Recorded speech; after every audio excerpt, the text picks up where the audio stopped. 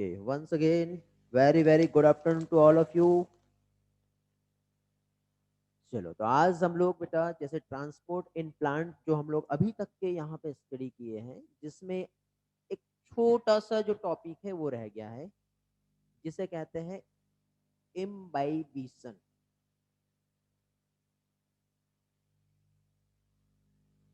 आज के सेशन में हम लोग ये वाला पोर्शन देखेंगे।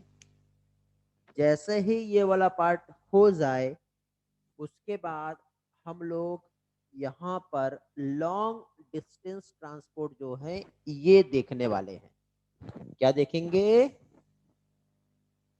Long distance transport. तो ये दो पोर्शन का हम लोगों को यहाँ पर आज स्टडी करना है। ओके, वेरी गुड नंदिनी, चलो बहुत अच्छी बात है, आप लोग पढ़ के आए हो, ग्रेट।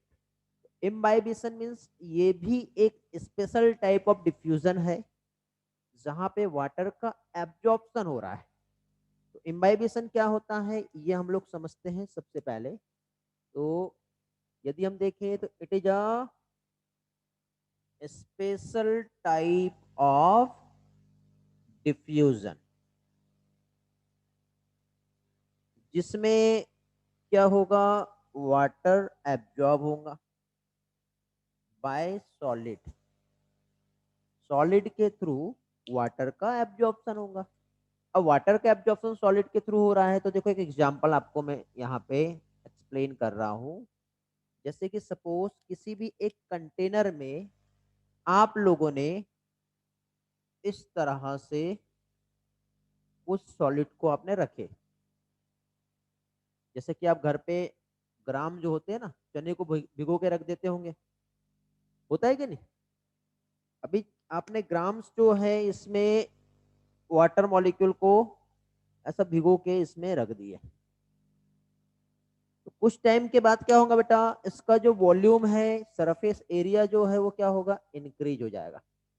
ये ऐसे क्या होंगे, स्वेल हो जाएंगे without any changing inside chemical composition. अंदर साइड का कोई भी केमिकल कंपोजिशन इसमें चेंज नहीं आएगा। तो यहाँ पे जो सॉलिड पार्टिकल्स जो है जिसका एब्जॉर्प्शन हो रहा है, ठीक है, ये इस फिनोमिना को कहते हैं इम्बाइबिशन। जैसे कि फॉर एग्जांपल आप देखना, रेनी सीजन में जो वुड होते हैं, ठीक है, जैसे खिड़की दरवाजे जो होते हैं हमारे, वो स्वेल हो जाते हैं।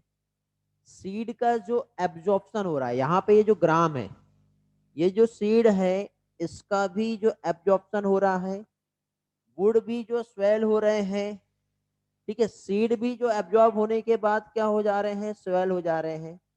ये फिनोमिना इम्बाइबिशन कहलाता है। क्या कहलाता है ये? इम्बाइबिशन। ओके। अब इम्बाइबिशन का यदि हम कंसेप्ट देखें तो जनरली क्या होता था, जो प्री हिस्टोरिक जो पर्सन थे पहले के टाइम पे, आज तो देखो जेसीबी मशीन आ गई है, चट्टानों को तोड़ना है तो बस एक बार वहां पे काम किए तो सारा काम तमाम बहुत जल्दी बहुत कम टाइम में हो जाता है। बट पहले के टाइम पे क्या होता था, इस तरह से क्या कह सकते हैं बेटा हम लोग, किसी भी टाइप का हमारे पास स्पेशल टाइप के इंस्ट्रूमेंट अवेलेबल नहीं थे। तो उस टाइम पे क्या होता था, जैसे कि सपोज ये रॉक है, ये क्या है, ये रॉक है, तो इस रॉक में सबसे पहले क्या किया जाता था, ऐसा थोड़ा सा गड्ढा कर दिया जाता था, हॉलो कैविटी यहाँ पे बनाई जाती थी इस तरह से। और हॉलो कैविटी के बाद यहाँ पे एक जो वुड है उसका छोटा सा जो पार्टिकल टुकड़ा है ऐसा रख दिया जाता था। फिर ऊपर से यहाँ पे इसमें पानी जो है वाटर फिल कर दिया जाता था। और वाटर फिल करने के बाद कुछ टाइम पे क्या होगा, ये जो वुड है ये इस तरह से स्वेल हो जाएगा। और स्वेल होने के बाद जो हमारी जो चट्टान है, जो मिट्टी है, जो रॉक है, वो टूट के अलग हो जाती थी, ब्रेक हो जाती थी। तो पहले कुछ इस तरह से ये प्रोसेस जो है उसे परफॉर्म किया जाता था, और इस फिनोमिना को इम्बाइबेशन कहते हैं। ठीक है बेटा, और कुछ है कि आपके एनसीईआरटी में देख लेते हैं। इसे समझाने के लिए, ठीक है। यदि नहीं होगा तो डायरेक्टली हम लोग यहाँ पे क्या होगा, आगे बढ़ेंगे। तो रॉक की जो स्प्लिटिंग जो हो रही है, ठीक है, क्या चीज बेटा, यहाँ पे ये जो रॉक है इसका यहाँ पे जो स्प्लिटिंग हुआ, ठीक है, तो ये कैसे हुआ रॉक स्प्लिट। तो रॉक स्प्लिट जो हुआ यहाँ पे, जब ये स्वेल हुआ तो वहां पे एक प्रेशर वहां पे काम करता है। उस प्रेशर को क्या कहते हैं, इम्बाइबिशन प्रेशर। यही आपके एनसीईआरटी में दिया हुआ है, देख लीजिए बेटा, ठीक है। और इसमें जो बेटा एब्जॉर्बेंट जो होता है उसकी एफिनिटी अच्छी होती है, ठीक है। वाटर के मॉलिक्यूल का मूवमेंट ये भी कंसंट्रेशन ग्रेडियंट पर ही डिपेंड करता है। तो बिल्डर्स लोग जो है रॉक को स्प्लिट करने के लिए, ठीक है, यहाँ पे इसी कंसेप्ट का यूज करते थे, ठीक है बेटा। हाँ, जर्मिनेशन ऑफ सीड जो है ये इम्बाइबिशन कंसेप्ट पर ही बेस्ड है, समझ में आ गया। अब बेटा सीड कोट का जो रप्चरिंग होता है, ठीक, वो भी इम्बाइबिशन की वजह से होता है। यदि इम्बाइबिशन नहीं होता तो सीड्स जो डोरमेंट स्टेट है डोरमेंट में ही रहते, और फाइनली फिर उसका क्या कह सकते हैं हम लोग, जो एब्जॉर्प्शन नहीं हो पाता, और एब्जॉर्प्शन नहीं हो पाता तो क्या कह सकते हैं, सीड जो है जर्मिनेट नहीं हो पाते। समझ में आ गया, ये समझा। तो लॉन्ग डिस्टेंस ट्रांसपोर्ट देखते हैं, क्लिक करो जल्दी से। कोलॉइड क्या होता है बेटा, वही वुड जो होते हैं उसे कोलॉइड कहते हैं, कोलॉइड पार्टिकल्स, ठीक है, हाइड्रोकोलाइड्स कहते हैं बेटा उसे, ठीक है। हाइड्रोफिलिक कोलॉइड्स जो होता है ना, मतलब ये जो वुड है या जो ये सब्सटेंस है जो सेलुलोज से बने हुए हैं, वो क्या कर रहे हैं, वाटर को एब्जॉर्ब कर रहे हैं, ठीक है, जिसकी वजह से वो स्वेल हो रहे हैं। तो ये क्या कहलाते हैं, हाइड्रोफिलिक कोलॉइड्स कहलाते हैं। और किसी के कोई डाउट तो नहीं है, स्क्रीनशॉट ले लिए बेटा आप लोगों ने, ओके। चलो तो अभी हम लोग लॉन्ग डिस्टेंस ट्रांसपोर्ट देखेंगे। ऐसा तो नहीं, कुछ कुछ लोगों के मैसेज अभी भी उधर आ रहे हैं यार, उतनी दूर जाके देखो क्या, मैं यहाँ पे आप लोगों के लिए रखा हूं मैंने चैट के लिए, यहाँ पे आप फोकस करो ना।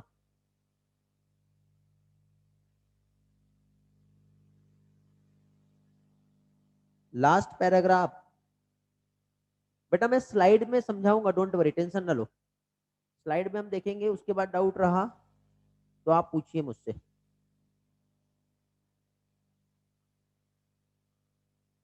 निशांत का मैसेज गलत आया, तृष्णा बेटा आप भी गलत साइड भेज रहे हो, गणेश आपने लास्ट में सही भेजे मैसेज, कृष्णा स्वयं, बाकी लोगों का आइडिया नहीं है, ठीक है। जिसके मैसेज मिलते हैं उनके नाम में ले लेता हूँ, वैसे जिन लोगों को अभी इन्फॉर्म किया हूँ वो मुझे इधर साइड मैसेज करेंगे, ठीक है। स्लाइड से हम देखेंगे, कवर हो जाएगा, कुछ प्रॉब्लम रहा अभी तो। चलो आगे देखते हैं। और अभी हम देखेंगे क्या चीज बेटा, लॉन्ग डिस्टेंस ट्रांसपोर्ट। तो बेटा देखो, इस पोर्शन को समझने के लिए हमारे पास दो ऑप्शन है। दो ऑप्शन कैसे हैं, एक तो क्या कह सकते हैं हम लोग, कंसेप्ट समझ ले, या फिर थ्योरी को समझे। तो बेटर ये रहेगा कि सबसे पहले हम लोग कंसेप्ट समझते हैं, फिर हम स्लाइड उसकी हेल्प से एक एक पार्ट को हम कवर करेंगे, ठीक है। चलो वेरी गुड बेटा, चलो बहुत अच्छी बात है। अरे यार आप लोगों के ना जो रिस्पॉन्स मिलते हैं मुझे रियल में मोटिवेट करते हैं, ठीक है। आप लोगों का जो सपोर्ट और फीडबैक मिलता है, ठीक है, उससे मुझे भी एनर्जी मिलती है, क्योंकि आपकी एनर्जी जब मेरे पास आएगी तो वही रिटर्न बैक होती है, क्योंकि एनर्जी का अपना खुद का एक लॉ होता है। एनर्जी जो है अट्रैक्ट टू लाइक एनर्जी, और एनर्जी विल बी रिफ्लेक्ट और रिजल्ट विल बी मल्टीप्लाई। हम किसी के लिए यदि अच्छी विश करते हैं ना तो हमारे लिए अच्छा होता है, और हम किसी के लिए बुरी विश करते हैं तो वो हमारे लिए बुरा होता है, और रिजल्ट मल्टीप्लाई होके वापस आते हैं अपने पास, हमेशा याद रखना, ठीक है। तो इसलिए आपकी जो एनर्जी मेरे तक के आती है वो आपको वापस एक फुल पोटेंशियल के साथ रिटर्न बैक मिलता है, और ये सारा आपका फीडबैक है, ये काफी अच्छा है मेरे लिए, ठीक है। आपको, और आपका फीडबैक मीन्स सिर्फ फीडबैक नहीं, फीडबैक मतलब हाँ आप रिस्पॉन्स दे रहे हैं, आप क्वेश्चंस पूछ रहे हैं, ठीक है, आपको रियल में कुछ अच्छा लग रहा है तो आप उसके भी जो इन्फॉर्मेशन है मेरे तक के पहुंचा रहे हो, आप फील कर रहे हो यदि वो चीज, तो आप मेरे तक के पहुंचा रहे हो। अब जरूरी नहीं कि वो आपके थ्रू डायरेक्ट मेरे तक के आए, ठीक है, बहुत सारे वे होते हैं, ठीक। उसके थ्रू भी यदि मेरे पास आएगा तो वो भी बहुत अच्छा लगता है। चलो तो आगे बढ़ते, सिर्फ ये मेरे लिए ही अप्लाई नहीं होता, ये हर किसी के लिए अप्लाई होता है। ठीक है बेटा, क्या है मैसेज में, जब आप मेहनत करते रहोगे तब इनवाइस वो हमारा फायदा करती है। हाँ बेटा सही बात है, जरूरी हो तो सही बात है बेटा। हाँ एक अलग बॉन्ड बनता है, ये तो चीज मैं भी मानता हूँ, क्योंकि आप मुझे कुछ रिस्पॉन्स दोगे, मैं आपको रिस्पॉन्स दूंगा, तो इसका जो है, ठीक है, अच्छा एक्सप्लेन करता हूँ। चलो वेरी गुड बेटा। देखिए आप लोगों का जो फीडबैक है मेरे तक क्या आता है, ये मेरे लिए भी अच्छी बात है, बट मेरे साथ साथ यदि आपके पेरेंट्स तक के भी ये बात पहुंचे, और आपके पेरेंट्स के साथ साथ ऑफिस और मैनेजमेंट और बाकी लोगों को भी ये इन्फॉर्मेशन मिले, तो ये मेरे लिए और अच्छी बात रहेगी। यदि आपको सही में लगता है मैं कुछ अच्छा कर रहा हूँ, तो अच्छी बात है। ठीक है, आप डायरेक्ट मुझे भी बोलो बहुत अच्छा है, लेकिन मेरे साथ साथ बाकी लोगों को भी चीज पता चलनी चाहिए। ओके चलो, वैसे तो मालूम है, बताने की जरूरत नहीं है, लेकिन फिर भी देखिए बेटा कुछ चीजें ऐसी होती है, ठीक है, अब रिकॉर्डिंग भी हो रही है, वैसे उसका कोई फर्क नहीं पड़ता मुझे, लेकिन कुछ चीजें ऐसी होती है जो सही में है, तो कुछ चीजें यदि आपको फील हो रहा है और आप वो चीज हर जगह पे पहुंचा रहे हो, तो उसका भी एक अलग इफेक्ट होता है। ठीक है, ओके। लॉन्ग डिस्टेंस ट्रांसपोर्ट की यदि हम बात करें, तो ये होता क्या है, ठीक है। तो लॉन्ग डिस्टेंस ट्रांसपोर्ट जो है ये होता क्या है, ये किस में होता है, ये क्यों होता है, और ये कैसे होता है, ये सारी चीजें अभी हम लोग यहाँ पे समझने वाले हैं। तो देखो बेटा, जैसे कि सपोज हम लोगों ने यहाँ पे एक प्लांट का जो स्टडी किए, सपोज ये एक प्लांट है, और ये प्लांट जो है जब छोटा सा नन्ना मुन्ना बच्चा था, तब तक के तो कोई प्रॉब्लम नहीं हुई, लेकिन अब ये बड़ा हो गया है, समझे। और एक छोटा बच्चा जो है वो एक सीड के समान होता है बेटा, एक उस बीज के समान, यदि उसको सही एटमॉस्फेयर मिल गया, यदि उसको पानी मिल गया, उसको फर्टिलाइजर मिल गया, तो वो एक सीड जो है बड़े प्लांट में कन्वर्ट होकर हजारों सीड में कन्वर्ट हो सकता है, जो कि आप लोग ऐसे यहाँ पर हम देख रहे हैं। ठीक है, प्लांट आपको ये हरा भरा इसलिए लग रहा है क्योंकि इसका जो केयर है बहुत अच्छे से हुई है। ठीक है, उसने खुद ने भी कोशिश की है कि उस एनवायरमेंटल स्ट्रेस को फाइट करके आगे बढ़े, और साथ ही साथ उसको एटमॉस्फेयर सपोर्ट जो उसको उस माली ने, ठीक है, जो गार्डनिंग की है उस गार्डनर ने, ठीक, तब जाके इस तरह से हरा भरा हुआ है। एज इट इज बेटा, आप एक बच्चे एक सीड के समान हो, और आपके पेरेंट्स और पेरेंट्स के अलावा हम लोग इसी तरह से आपके ऊपर गार्डनिंग कर रहे हैं। लेकिन जो इन्वायरमेंटल स्ट्रेस जो होता है वो यदि आपके पास आ रहा है, तो वो फेस आपको करना है, और आप उसको उससे लड़ना है, और तब जाके ही आप आगे बढ़ोगे, और रियली इस तरह से प्लांट से हजारों बीज जो बना सकते हो वो आप बनाओगे। That is the your success, समझे। तो अब देखो, ये जब प्लांट जब छोटा सा नन्ना मुन्ना बच्चा था तो इसको कोई प्रॉब्लम नहीं थी, लेकिन अब ये बड़ा हो गया है। अब जब ये बड़ा हो गया है तो ये अब खुद के पैर पे खड़ा हो गया है, और जब ये आपके अपने खुद के पैर पे खड़ा हो गया, तो अब इसको किसी की मदद की जरूरत नहीं है, और कोई आके इसको हेल्प नहीं करने वाला, समझे। और जब कोई भी इसको हेल्प नहीं करेगा, तो फिर अब इसे क्या करना पड़ेगा। तो जब प्लांट छोटा सा नन्ना मुन्ना बच्चा था, तो उसमें डिफ्यूजन हो रहा था, उसमें ऑस्मोसिस हो रहा था। तो डिफ्यूजन और ऑस्मोसिस जो है ये, या फिर फैसिलिटेटेड डिफ्यूजन या एक्टिव ट्रांसपोर्ट, वो किस में आते हैं बेटा, शॉर्ट डिस्टेंस ट्रांसपोर्ट में आते हैं।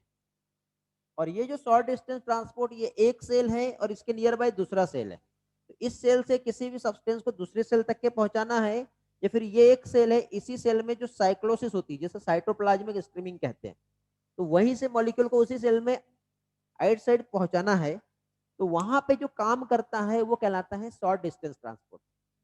लेकिन प्लांट अब बेटा बड़ा हो गया है। अब जब प्लांट जब बड़ा हो गया है, तो अभी यहाँ पे प्लांट में, जैसे कि ये जो कि रूट है, इस रूट में वाटर, या इस रूट में मिनरल्स,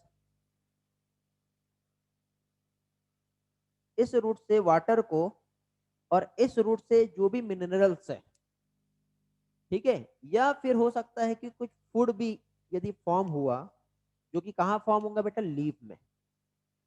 तो यदि सपोज फूड इस लीफ के इस पार्ट पे फॉर्म हुआ, और हो सकता है कि इस लीफ में कुछ बर्ड है, ठीक है, जहां पे स्टोर हो रहा है, हो सकता है कि कुछ फ्लावर है, हो सकता है कि कुछ सीड है जहां पे इस फूड को यहां से पहुंचाना है, तो इस फूड को अलग अलग डायरेक्शन पे, या फिर हो सकता है कि इस रूट तक के भी फूड को पहुंचाना है, या फिर इस वाटर और मिनरल्स को टॉप ऑफ द प्लांट तक के पहुंचाना है, तो ये कैसे पॉसिबल हो पाएगा? तो ये बेटा इस शॉर्ट डिस्टेंस ट्रांसपोर्ट से पॉसिबल नहीं होगा। इसके लिए जो फ्लो यहाँ पे करना है, जिसे हम कहेंगे long distance transport, it is also known as mass या फिर बल्क फ्लो। ठीक है, इससे क्या कहते हैं, मास या फिर बल्क फ्लो कहते हैं। समझ रहे हो बात को, क्या कह रहा हूं मैं? क्या हो रहा है यहाँ पर, मास फ्लो या फिर बल्क फ्लो जो यहाँ पे होगा, उसकी हेल्प से ही यहाँ पे हम क्या कह सकते हैं बेटा, प्लांट में जो भी मूवमेंट होने वाला है ये होगा। क्लियर हुआ? कुछ मैसेजेस आया, देख लेता हूँ।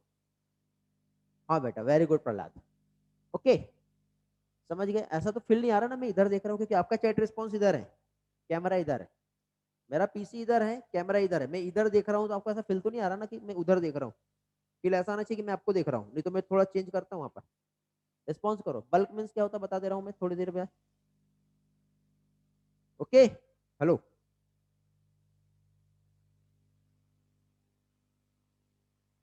फील तो नहीं आ रहा ना ऐसा कि कहीं और देख रहा हूँ? मैं इधर देख रहा हूँ बेटा अभी, अब मैं इधर देख रहा हूँ। कुछ चेंज लग रहा है या नॉर्मली ही कोई प्रॉब्लम नहीं? एवरीथिंग इज ओके, नॉर्मल है ना? ठीक है, हाँ ठीक है। देखिए बेटा, फीलिंग ये आनी चाहिए कि मैं आपको देख के ही पढ़ा रहा हूँ, आपको पढ़ा रहा हूँ। यदि मैं ऐसा बोलूंगा तो, और इधर पढ़ाऊंगा तो आपकी फीलिंग बदल जाएगी ना। वो फील नहीं आ रही है तो सही है, समझे? और मैं ट्राई करता हूँ, क्योंकि देखो मैं चैट उधर देखने जाता बार बार, तो वो जो हमारा क्या कह सकते हैं, एक जो हमारा बातें करने का जो वे है, जो इंटरेक्टिव क्लास है, वो फीलिंग नहीं आती। बट मैं ट्राई करता हूँ कि क्लास जो भले लाइव है, ऑनलाइन है, बट एक इंटरेक्टिव क्लास होना चाहिए। इमीडिएट आपका कोई चैट आया, तुरंत आपका रिस्पॉन्स मैं आपको वहां पे दे पाऊँ। जैसे कल मजा आया होगा आपको, ठीक है? तो वो कल क्यों मजा आया, क्योंकि कल आपका रिस्पॉन्स मिल रहा था, अब मैं आपके रिस्पॉन्स पे रिएक्ट कर रहा था। ठीक है, तो आपके तरफ से यदि वो उतना रिस्पॉन्स मिलेगा, तो ऐसे में आपको रिएक्ट करूंगा तो ही आपको मजा आएगा। क्वेश्चन है साक्षी का, बल्क मीन्स क्या होता है, शायद आंसर दी है साक्षी ने, वेरी गुड। ठीक है, तो यहाँ पे बल्क या फिर मास का मतलब क्या होता है? अब यहाँ पे ऐसा हो रहा था कि एक छोटा सा वाटर मॉलिक्यूल है और छोटे छोटे पार्टिकल्स है, यहाँ से इधर चले गए और यहाँ से इधर चले गए। तो यदि ये छोटे छोटे पार्टिकल्स को यहाँ से हमको इस तरह से पहुंचाना है, तो एक क्वेश्चन आपके एनसीईआरटी ने दिया है, देखेंगे, ये आपको होमवर्क रहेगा, इसका आंसर मैं नहीं बताऊंगा। ठीक है, यहाँ पे ये बताया है कि the movement of molecule across a typical plant cell about 50 micrometre, इसको यदि पहुंचाना है तो सिर्फ और सिर्फ 2.5 सेकंड में पहुंच रहा है। कितना? 50 माइक्रोमीटर की बात हो रही है, और ये 50 माइक्रोमीटर में यदि ये 2.5 सेकंड में पहुंचता है, तो पहले तो आप 1 सेंटीमीटर का निकालो, फिर आप 1 मीटर का निकालो, बट प्लांट की हाइट यदि 100 मीटर तक के है, तो इसको पहुंचने में कितना टाइम लगेगा? ये आपका टास्क है, ये आपका होमवर्क है, स्क्रीनशॉट ले लो, आज मुझे टेलीग्राम पे आंसर मिल जाने चाहिए। ठीक है, किसी का गलत रहा तो करेक्ट आंसर मैं उसको टेलीग्राम पे पोस्ट करूंगा। कल किसी ने भी मुझे एक्सेप्ट सम स्टूडेंट, बहुत से स्टूडेंट लोगों के आंसर नहीं मिले मुझे।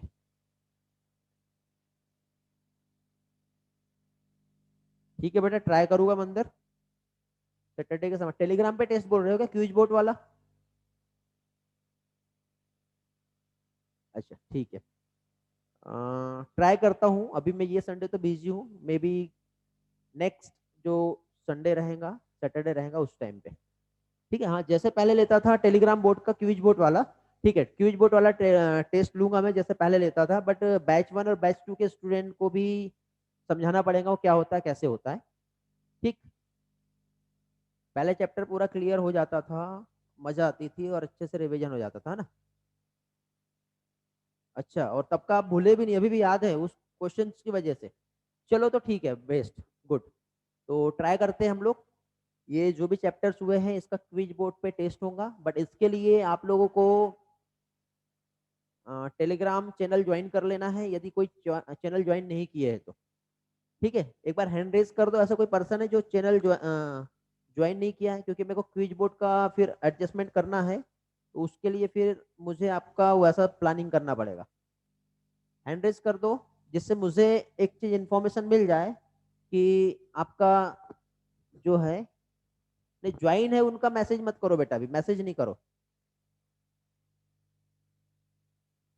ठीक है, आधे आधे टॉपिक ही लूंगा बेटा, जैसा आपका डिमांड रहेगा, क्योंकि देखो जैसे आपका बेस्ड स्टडी होता है जिस वे से, वैसे ही मैं आप लोगों को यहाँ पे जो है अपना बेस्ट दूंगा। ठीक है, क्योंकि मैं इतनी जो मेहनत कर रहा हूँ वो इसलिए क्योंकि आपका रिवीजन हो, आपका प्रैक्टिस हो। दो तीन स्टूडेंट बेटा ज्वाइन नहीं किए हैं, आप ज्वाइन कर लो या मुझे कॉल करो, मैं आपको इन्फॉर्म कर दूंगा कैसे ज्वाइन करना होता है। बिकॉज वहां पे क्विज बोर्ड वाला जो टेस्ट रहेगा उसमें आपको हेल्प मिलेगी रिवीजन और प्रैक्टिस के लिए। बाकी आपका हर संडे एक टेस्ट तो होता ही है, जिसमें आप लोगों का प्रैक्टिस हो जाता है, लेकिन जो डीपीएस वगैरह जो होंगे वो हम वहाँ पे ले सकते हैं, मजा आती है। ठीक है, एक टाइम लिमिट होता है, एक बाउंडेशन, बिल्कुल टाइमर चलता है, क्वेश्चन चलते हैं और सॉल्व करना है, सॉल्व कर लिए तो ठीक है, और नहीं किए तो फिर आपको उसके बाद चांस नहीं मिलता। ओके, ठीक है, चलो। तो ये क्वेश्चंस है जिसका आंसर आपको देना है। अब आपका एक क्वेश्चन मास फ्लो और बल्क फ्लो में क्या होगा, यहाँ पे तो सिंगल सिंगल मॉलिक्यूल्स जा रहे थे, बट यदि हमको सारे मॉलिक्यूल को एक साथ भेजना है, ये मॉलिक्यूल को हमने यहाँ से उठाए और उठा के फेंक दिया ऐसा, तो उसको हम मास फ्लो या फिर बल्क फ्लो कहेंगे। समझेगा बेटा, मास फ्लो और बल्क फ्लो क्या हो रहा है? ओके, ठीक है। हाँ, अब कई लोगों के चैट्स जो है बहुत आगे चले गए। बेटा जो भी अपडेट्स रहेगा आप लोगों को इन्फॉर्म कर दिया जाएगा, उसका आइडिया मुझे नहीं है। ठीक है, हाँ, इसका स्क्रीनशॉट लेके हो गया है क्योंकि मैं अभी रफ कर रहा हूँ। ठीक है, टास्क नहीं समझा? हाँ, साक्षी को टास्क नहीं समझ में आया। क्वेश्चन ये है, देखो बेटा यहाँ पे आपके एनसीईआरटी में पेज नंबर 183, यहाँ पे लॉन्ग डिस्टेंस ट्रांसपोर्ट का सेकंड पैराग्राफ, उसमें ये दिया हुआ है कि यदि प्लांट में 50 माइक्रोमीटर वाटर को ट्रांसपोर्ट करने के लिए 2.5 सेकंड लगते हैं। ठीक है, तो आगे दिया है कि यदि कोई मॉलिक्यूल को 1 मीटर तक के पहुंचना है तो उसको कितना टाइम लगेगा। लेकिन वो प्रोसेस सिर्फ डिफ्यूजन की वजह से हो रही है, तो क्योंकि बेटा डिफ्यूजन में इतना प्रोसेस होने के लिए, ठीक है, इतना टाइम, तो डिफ्यूजन एक बहुत स्लो प्रोसेस है। यदि 1 मीटर प्लांट को यदि हमको पहुंचाना है वाटर, तो 1 साल तक के भी टाइम लगेगा, तो भी वाटर प्रॉपरली नहीं पहुंच पाएगा। ठीक है, तो अब मुझे बताइए कि यदि यहाँ पे सिर्फ डिफ्यूजन ही हो रहा होता तो प्लांट, कई प्लांट की हाइट देखना, जैसे सिकोया सेम्परवी वेरेंस, ठीक है, जामिया पिग्मिया जिम्नोस्पर्म के टाइप से बेटा, तो सिकोया जो प्लांट है, ठीक है, वो इतना लॉन्ग है, तो वहां तक के वाटर कैसे पहुंचेगा? क्योंकि प्लांट में कोई भी हार्ट वाला सिस्टम काम नहीं कर रहा है और कोई मोटर नहीं लगी है। आप सोचो, हम ट्यूबवेल कराते हैं, बोरिंग कराते हैं, बोरिंग कराने के बाद हमको जमीन में अंदर से पानी को ऊपर लेके आना होता है। ठीक है, ऊपर लेके आना पड़ता है, तो उसके लिए मोटर लगाते हैं हम लोग। तो क्या प्लांट में ऐसी कोई मोटर लगी हुई है क्या? नहीं, आप खुद सोचिए, छोटी मोटर लगाए तो थोड़ा धीरे धीरे पानी आएगा, और एक बड़ा मोटर लगाए, जैसे जो लोग एग्रीकल्चर वाले हैं, ठीक है, उनका बड़ा बोर होता है, तो वो 7 या 10 HP तक की मोटर लगाते हैं। ठीक है, और 10 HP की मोटर जब लगाते हैं तो एकदम बल्क में जो पानी ऐसा बाहर आ रहा है, और फिर खेती में जो सिंचाई वगैरह जो होती है, तो अब प्लांट ये कैसे कर रहे होगे? तो प्लांट में भी बेटा एक हाई पावर एचपी की मोटर लगी है मान लो, जिसको हम लॉन्ग डिस्टेंस ट्रांसपोर्ट कह रहे हैं, और वो जो ट्रांसपोर्ट मास फ्लो और बल्क फ्लो होता है। बट प्लांट में ऐसा मोटर स्पेशल ऑर्गन ऐसा कुछ नहीं है। लेकिन उसके बाद भी प्लांट में यहाँ से लेके यहाँ तक, ये सोचो, ये छोटा सा प्लांट नहीं है बेटा, बहुत ज्यादा हाइट है। ये मान के चलो कि आप किसी 5 मंजिल बिल्डिंग को देख रहे हो ना, उतनी हाइट है प्लांट की, और वहां तक के पानी पहुंचाना है, तो सोचो कैसे जाएगा। आप खुद देख लीजिए ना, आप यदि किसी फ्लैट में रहते होंगे, कोई अपार्टमेंट में, तो वहां पे देखिए, या कहीं देखे होंगे आपने, तो उतना आपको वाटर पहुंचाने के लिए भी कितना जो है इलेक्ट्रिसिटी चाहिए, उतना अच्छा क्या कह सकते हैं हम लोग, मोटर चाहिए, पाइपलाइन चाहिए, केबल चाहिए। प्लांट में ऐसा है क्या? है, लेकिन मोटर नहीं है। वहां पर भी कोई ना कोई फोर्स काम कर रहा है। जो ड्राइविंग फोर्स जो प्लांट में काम कर रहा है, वो ड्राइविंग फोर्स क्या है? और जो बल्क मूवमेंट जो हो रहा है क्या होता है? अब डेफिनेशन, अब कंसेप्ट समझ में आ गया होगा कि हमको यहाँ पे पढ़ना क्या है। टॉपिक को पढ़ने का एम या जो गोल्स है वो क्या है, वो आपको समझ में आ गया होगा। बहुत से लोगों के बहुत सारे मैसेज दिख रहे हैं बेटा। ठीक है, मैं थोड़ी देर के बाद वापस आता हूँ। ठीक है, आपके मैसेजेस पर थोड़ा सा वेट करना पड़ेगा। ठीक है, पहले ये जो टाइप जो हम देख रहे हैं ना, वो लिंक जो है वो हम डिस्टर्ब हो जाएगा नहीं तो शॉर्ट डिस्टेंस ट्रांसपोर्ट से तो नहीं होने वाला बेटा ये कुछ भी। ठीक है, यदि प्लांट की हाइट यदि 100 मीटर है और 100 मीटर तक की यदि हमको डिफ्यूजन की हेल्प से वाटर का मूवमेंट करना है तो ये पॉसिबल नहीं हो पाएगा। ठीक है, अब प्लांट की जो 100 मीटर हाइट है उसमें हमको जो मूवमेंट करना है, तो उसके लिए फिर यहाँ पे जो होता है क्या होता है बेटा, मास फ्लो या फिर बल्क फ्लो होता है। ठीक है, अब मास फ्लो का डेफिनेशन क्या है वो हम देख लेते हैं। स्क्रीन ब्लर है क्या बेटा सभी के पास? देखो एक बार। नहीं है बेटा? क्लियर है बेटा? आपके पास प्रॉब्लम आया होगा, बाकी लोगों के साथ प्रॉब्लम नहीं है। ठीक है, चेक कर लो एक बार। यदि दो लोगों के पास क्लियर और एक के पास क्लियर नहीं है, मीन्स इधर साइड से प्रॉब्लम नहीं है, क्योंकि ब्लर सभी के साथ आ रहा है तो फिर रिकॉर्डिंग में प्रॉब्लम आ सकती है। ओके, बट ऐसा नहीं है, क्लियर है। ओके, तो अभी देखिए, जो यहाँ पे long distance means mass flow transport क्या होता है ये हम देख रहे हैं। क्या चीज बेटा? Mass flow. तो mass flow is the movement of substance as a result of present, क्या कह सकते हैं बेटा, डिफरेंस इन 2 पॉइंट। बल्क में किसी भी सब्सटेंस को हम मूव कर रहे हैं, एक जगह से उठा के हम ऐसे डायरेक्टली फेंक देंगे, तो ये क्या है, किसी भी सब्सटेंस का मूवमेंट है। तो मास फ्लो मीन्स क्या कह सकते हैं बेटा, simple term, is a movement of substances.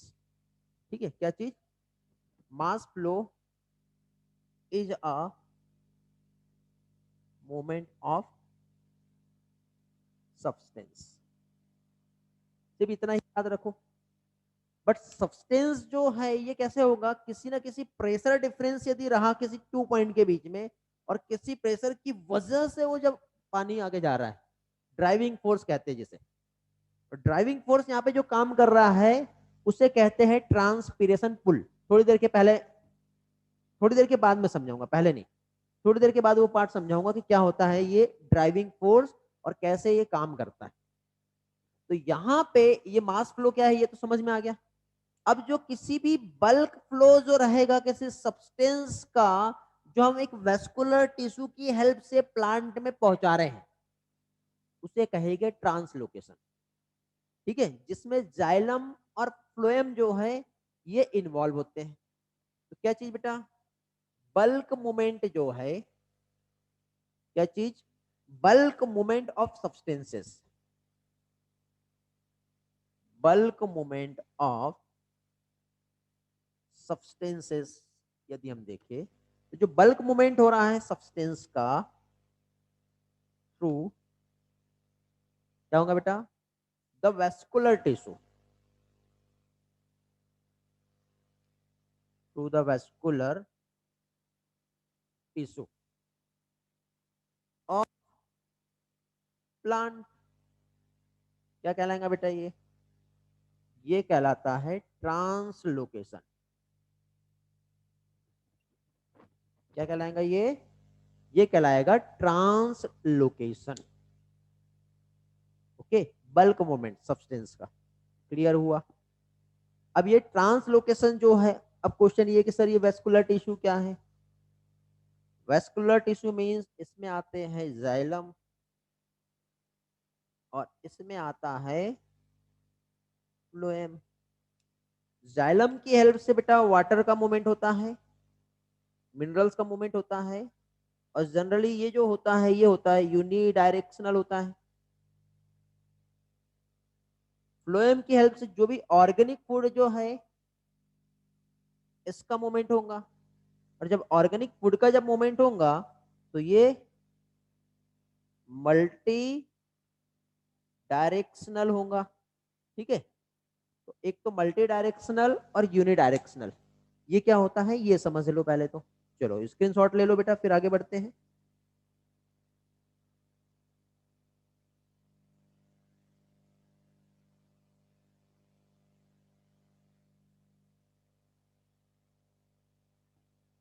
अब ये कहाँ कहाँ से हो रहा है वो हमें देखना है। तो देखो बेटा, मैंने पहले ही समझाया कि जैसे लीफ में जो कोई फूड, यदि ऑर्गेनिक फूड का फॉर्मेशन हुआ है, तो ऑर्गेनिक फूड का जब यहाँ पे फॉर्मेशन हुआ तो इसका हर डायरेक्शन पे क्या होगा, मूवमेंट होगा। तो ये क्या कहलाता है, मल्टी डायरेक्शनल। ठीक है, वाटर और मिनरल्स को यदि हमें यहाँ से आगे पहुंचाना है, तो देखो पहली चीज तो इतना high top of the plant तक के हमको वाटर का या किसी फूड का मूवमेंट यदि करना है, तो उसके लिए हमारे पास मोटर नहीं है, बट मोटर के समान एक स्पेशल फंक्शंस जो है प्लांट में, एक स्पेशल टाइप के टिश्यूज प्रेजेंट है जिसकी हेल्प से ये प्रोसेस हो रही है। और वो जो स्पेशल टाइप के जो टिश्यूज प्लांट में प्रेजेंट है उसे हम कहते हैं वेस्कुलर टिश्यू। और वेस्कुलर टिश्यू में जो पाइपलाइन जो बना के दी गई है उस पाइपलाइन को कहते हैं जाइलम और phloem. Xylem vessels, tracheid elements, parenchymas cells, sieve cells, companion cells, ऐसे टाइप से बेटा। जिन लोगों का प्लांट एनाटॉमी हो गया है उनके लिए ये चीज आप पहले से अवेयर होंगे। जिनका नहीं हुआ है डोंट वरी, कोई प्रॉब्लम नहीं आएगा, मैं हूं यहाँ पर, सारी चीजें क्लियर हो जाएगी। ठीक है बेटा, तो इस तरह से यहाँ पे मूवमेंट होता है। स्क्रीनशॉट ले लिए बेटा। चलो अभी कुछ लोगों के चैट्स देख लेता हूँ एक बार जल्दी से, फिर आगे बढ़ेंगे।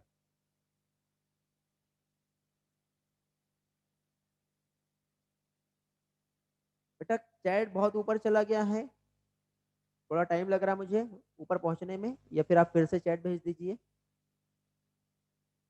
मंदर का था, एक बात पूछनी थी, जब मैं ह्यूमन फिजियोलॉजी पढ़ता हूँ तब बहुत इंटरेस्ट आता है, पर जब प्लांट फिजियोलॉजी करता हूँ तो इंटरेस्ट नहीं आता है। अच्छा बेटा, ये आपके साथ नहीं, बहुत से स्टूडेंट के साथ ये प्रॉब्लम होता है।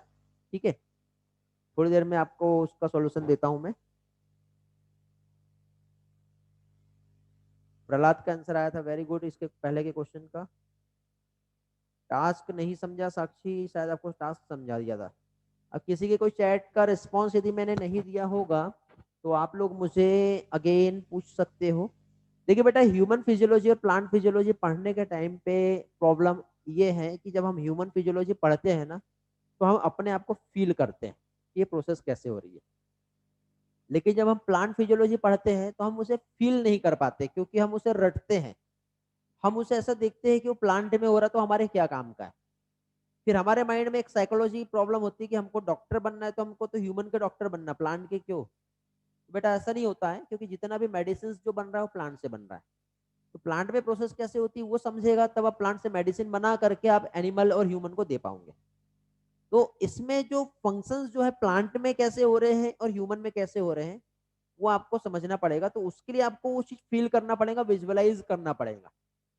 ठीक है, जब आप उस चीज को विजुअलाइज करोगे तब जाके प्रोसेस होगा। अब इमेजिन करो कि प्लांट, जैसे कि हम ह्यूमन खाना कैसे खाते हैं, हम कैसे दौड़ रहे हैं, और हमको ये दौड़ाने के लिए हमारे बॉडी में एनर्जी कैसे बन रही है, हमने इसको फील की है। तो ये सोचो कि प्लांट प्लांट ऐसा जो खड़ा है, यदि आपको अभी थोड़ा सा धूप में 2 घंटे के लिए छोड़ दिया जाए बाहर, तो आपका बिल्कुल पानी निकल जाएगा, कीमा बन जाएगा आपका, समझे। लेकिन प्लांट सोचो, कंप्लीट उसको कोई ऐसा शेडेड आपने नहीं दिए, कोई घर बना के नहीं दिए, वो कहीं ऐसे भाग भी नहीं सकते कि उसको धूप लग रही तो भैया मैं थोड़ी देर के लिए आराम कर लेता हूँ एसी में बैठ के। प्लांट के पास ऐसा नहीं है, लेकिन उसके बाद भी खड़ा है। यदि आपने इस लॉजिक को सोच लिया और अपने माइंड में बैठा लिया कि यार प्लांट जब ऐसा है और हम प्लांट के साथ ऐसा नहीं खड़े हो सकते, उसके बाद भी प्लांट की हम शेडो में या उसकी छाव में हम खड़े रहेंगे तो हमको बहुत अच्छा फील हो रहा है, तो प्लांट कितना दर्द सह कर भी हमको इतना कुछ दे रहे हैं। तो प्लांट में आखिरकार ये प्रोसेस हो कैसे रही है उसको हमको सीखना है, समझना है, जानना है। बस ये माइंड में बैठा लो, फिर देखो एक के बाद एक स्टेप्स आपको सारी चीजें समझ में आ जाएगी और सारा क्लियर हो जाएगा। बेटा चैट मेरे आगे क्यों नहीं बढ़ रहे हैं, समझे। ओके बेटा, ये नो सर किसका आंसर दिए थे, अच्छी है किसका आंसर दिए थे, मैं नहीं समझा अभी। ओके यार, मेरा चैट ना ऑटोमेटिक रोटेट नहीं हो रहा है, 1 मिनट। हाँ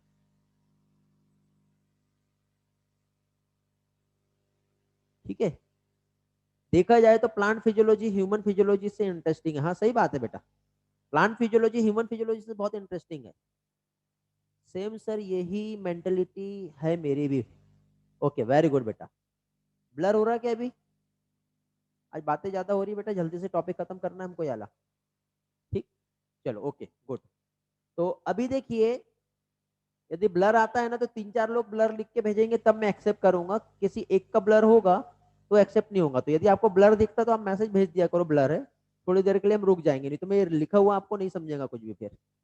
ओके, तो अभी देखिए यहाँ पे हम लोगों ने जो भी पार्ट्स देखे हैं, जिसमें हमको एक चीज तो समझ में आ गया, मास फ्लो या फिर बल्क फ्लो क्या होता है।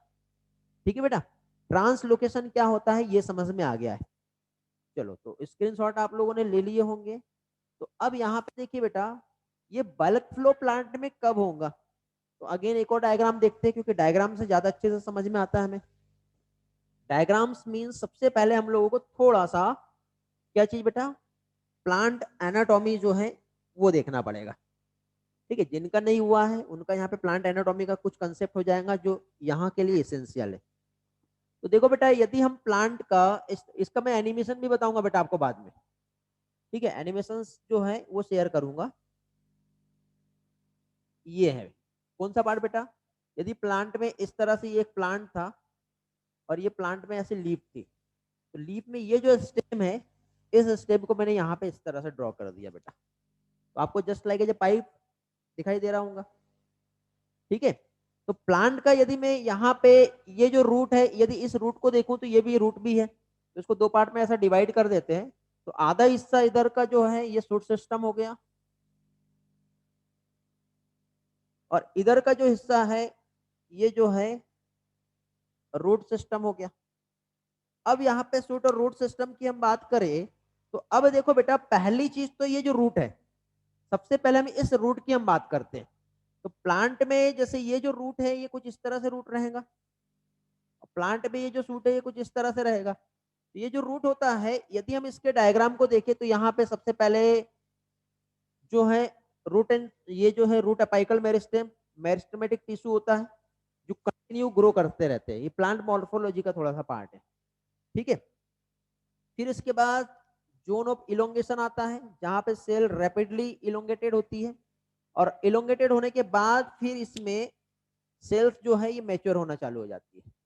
तो ये मैच्योरेशन जोन आ गया। तो ये जो जोन ऑफ मैच्योरेशन है, इसमें इस तरह से हेयर लाइक स्ट्रक्चर निकले होते हैं, जिसे कहते हैं रूट हेयर्स।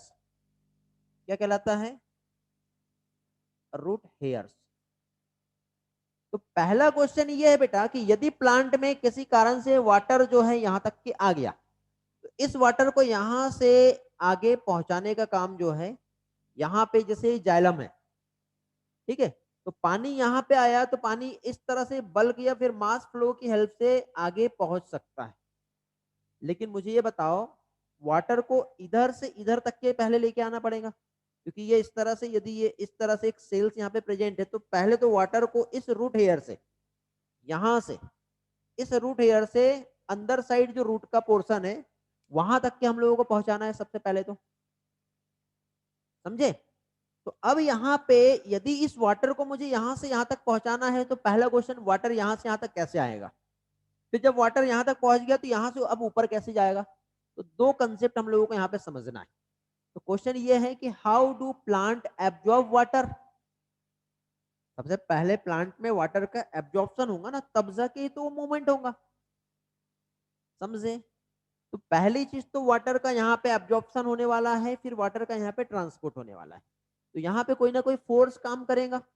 ठीक है, तो सबसे पहले बेटा हम लोग ये जो प्लांट की रूट है, रूट से प्लांट के अंदर जो कंडक्टिंग टिश्यू है, वेस्कुलर टिश्यू जिसे हम जाइलम कहते हैं, वहां तक के हमें वाटर को पहुंचाना है। समझे। तो वाटर का जो एब्जॉर्प्शन होता है, तो इसके लिए यहाँ पे टू टाइप के पाथवे काम करते हैं, जिसे कहते हैं एक तो एपोप्लास्ट पाथवे और दूसरा होता है बेटा सिम्प्लास्ट पाथवे। तो एपोप्लास्ट और सिम्प्लास्ट पाथवे की हेल्प से वाटर का क्या होगा बेटा, एब्जॉर्प्शन होगा। ठीक है, रूट और रूट हेयर्स को हम समझेंगे। सबसे पहले स्क्रीनशॉट ले लो इधर का जल्दी से, क्योंकि टोटल स्क्रीन क्लीन होने वाली है अभी। हो गया बेटा।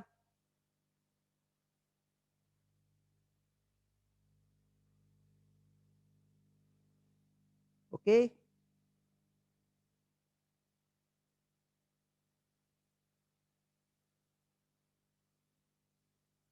हाँ, तो अब देखिए बेटा, जितना एनसीईआरटी में दिया है उतना ही पढ़ेंगे, क्योंकि थोड़ा सा एनसीईआरटी से यदि हम बाहर जाएंगे तो फिर होगा ये कि हम कंफ्यूज हो जाएंगे।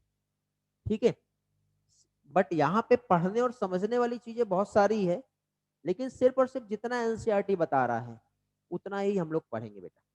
तो यदि मैं यहाँ पे एक रूट की हम बात करें, इस तरह से यदि ये जो रूट था और रूट के साथ ये रूट हेयर्स है, तो यहाँ पे बेटा ये डिफरेंट टाइप की सेल से बना हुआ है। इस तरह से यहाँ पे ये ऐसी जो है, ऐसी अलग अलग टाइप के इसमें क्या है बेटा, सेल्स प्रेजेंट है, ये ऐसा। ओके, तो अभी हम लोग यहाँ पे देखो, एक तो आउटर एपिडर्मिस जो होता है,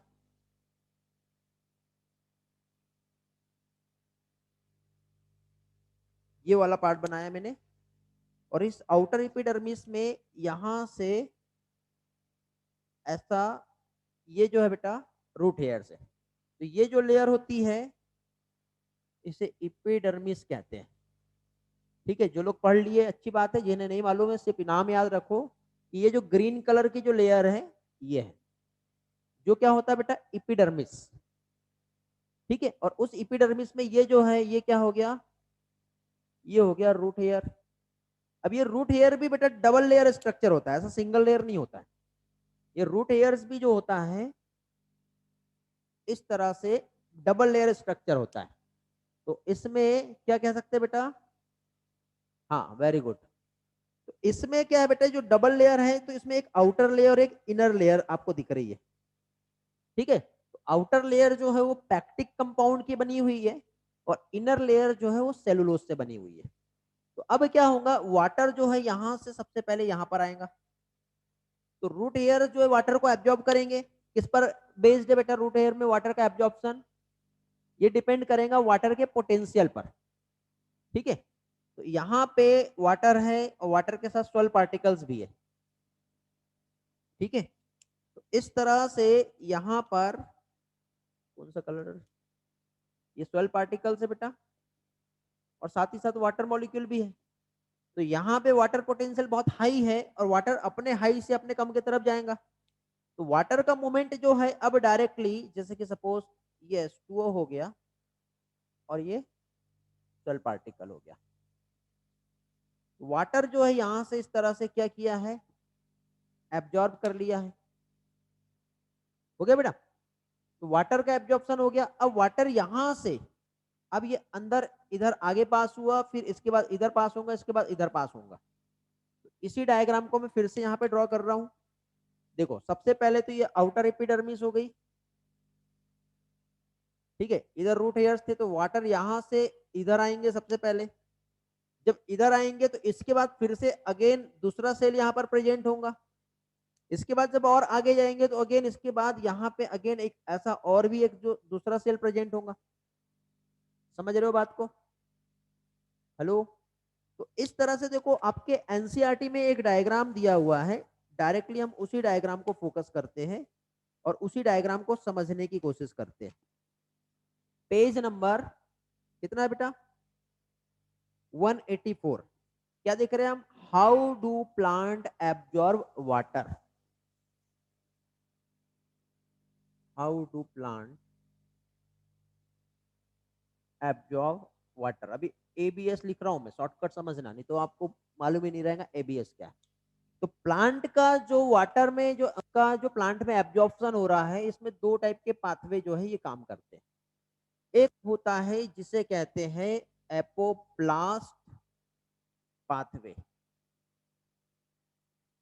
और दूसरा होता है जिसे कहते हैं सिम्प्लास्ट पाथवे। अब एपोप्लास्ट और सिम्प्लास्ट पाथवे जो है ये क्या होता है, तो देखिए यहाँ पे सिर्फ एक को ब्लर दिखा है, अभी बाकी को नहीं। एपोप्लास्ट और सिम्प्लास्ट पाथवे जो है ये क्या होता है, ये हम देखते हैं।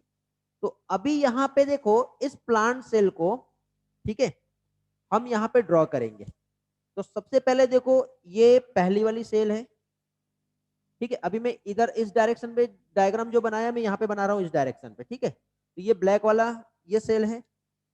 ब्लैक के बाद कौन सा कलर था बेटा, ब्लू वाला, ये सेल हो गया। फिर उसके बाद एक ग्रीन कलर का एक सेल है। उसके बाद फिर एक रेड कलर का जो है एक सेल यहाँ पे हम बना लेते हैं। इधर दिखाई दे रहा है ना आप लोगों को? हेलो, दिखाई दे रहा है ना वहां तक के? हाँ। तो अब देखिए जो फर्स्ट सेल है वो क्या हो जाएगी बेटा, इपिडर्मिस एनसीईआरटी दिख रहा है। सेकंड सेल लेयर जो है क्या है, कॉर्टेक्स। एनसीईआरटी में देखो बेटा डायग्राम। फिर उसके बाद एंडोडर्मिस, और लास्ट में जो आएगा वो क्या आएगा, पेरिसाइकल। ओके। हाँ। तो अभी यहाँ पे अब देखो डायग्राम थोड़ा छोटा बड़ा बना, समझ लो मैं क्या समझाना चाह रहा हूँ आपको, सही कर लेते हैं इसको इस तरह से। तो ये पहली लेयर जो है ये हो गई इपिडर्मिस। फिर उसके बाद ये वाली जो लेयर है ये क्या आ जाएगा, कॉर्टेक्स। यहाँ पर भी ये जो है ये क्या हो गई, एपिडर्मिस। ये वाला जो है ये क्या हो गया, कॉर्टेक्स। एनसीईआरटी के अकॉर्डिंग हम जा रहे हैं बेटा। फिर एपिडर्मिस कॉर्टेक्स के बाद नेक्स्ट क्या आएंगी, हेलो, एंडोडर्मिस। ठीक है। और उसके बाद फिर क्या दिया है, पेरिसाइकल। तो ये वाला जो लेयर है ये क्या हो गया, एंडोडर्मिस। और ये वाला जो लेयर है ये क्या हो गया, पेरिसाइकल। अब उसके बाद आपका एक लॉन्ग ये जो ट्यूब है ये वाला, ये ऐसा, ये रहेगा जाइलम, जो उसके बाद आएगा इधर। शायद ये इसको थोड़ा पास में बनाना पड़ा मुझे। ठीक है, दिख रहा है क्या, देखने दो। हाँ दिखाई दे रहा है। ओके, जो है जाइलम। तो अभी क्या हो गया, इपिडर्मिस, कॉर्टेक्स, एंडोडर्मिस,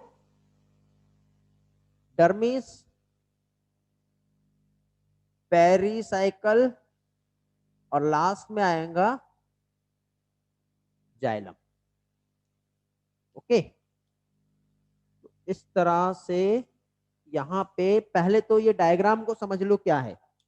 ठीक है, हमने रूट देखे, रूट के सेक्शंस को कट किए, रूट के सेक्शंस को कट करने के बाद देखे कि रूट में रूट हेयर्स और आउटर लेयर जो है इपिडर्मिस है। फिर इपिडर्मिस के बाद अंदर और कौन कौन सी लेयर है, तो ये छोटा सा एक डायग्राम यहाँ पे मैंने ड्रॉ किया हूँ। ठीक है। तो यहाँ पे फिर उस डायग्राम को थोड़ा सा इनलार्ज किया ताकि आपको दूर के कैमरे से भी पास में वो विजुअलाइज हो जाए। तो यहाँ पे मैंने इपिडर्मिस, कॉर्टेक्स, पेरिसाइकल और ये सारी चीजें बनाया। फिर उसी डायग्राम में अब देखो ये इतनी सारी सेल्स है ना, तो उसमें हम सिंगल एक सेल को लेकर के यहाँ पे समझ रहे हैं। इपिडर्मिस, फिर कॉर्टेक्स, फिर उसके बाद फिर क्या आएगा एंडोडर्मिस, उसके बाद क्या आएगा पेरिसाइकल, और उसके बाद क्या आएगा जाइलम। अब इसमें वाटर का फ्लो जो है वो कैसे होता है वो हम समझेंगे। तो फ्लो जो होता है वो दो टाइप का होता है, एक होता है एपोप्लास्ट और एक होता है सिम्प्लास्ट। तो इसमें क्या डिफरेंस है ये समझेंगे, पहले इतना स्क्रीनशॉट लो, फिर उसके बाद मैं वापस से ये सारे पार्ट को फिर से समझाता हूँ। फिर से मतलब इसको थोड़ा सा हम आगे बढ़ेंगे और मॉडिफाई करके समझेंगे।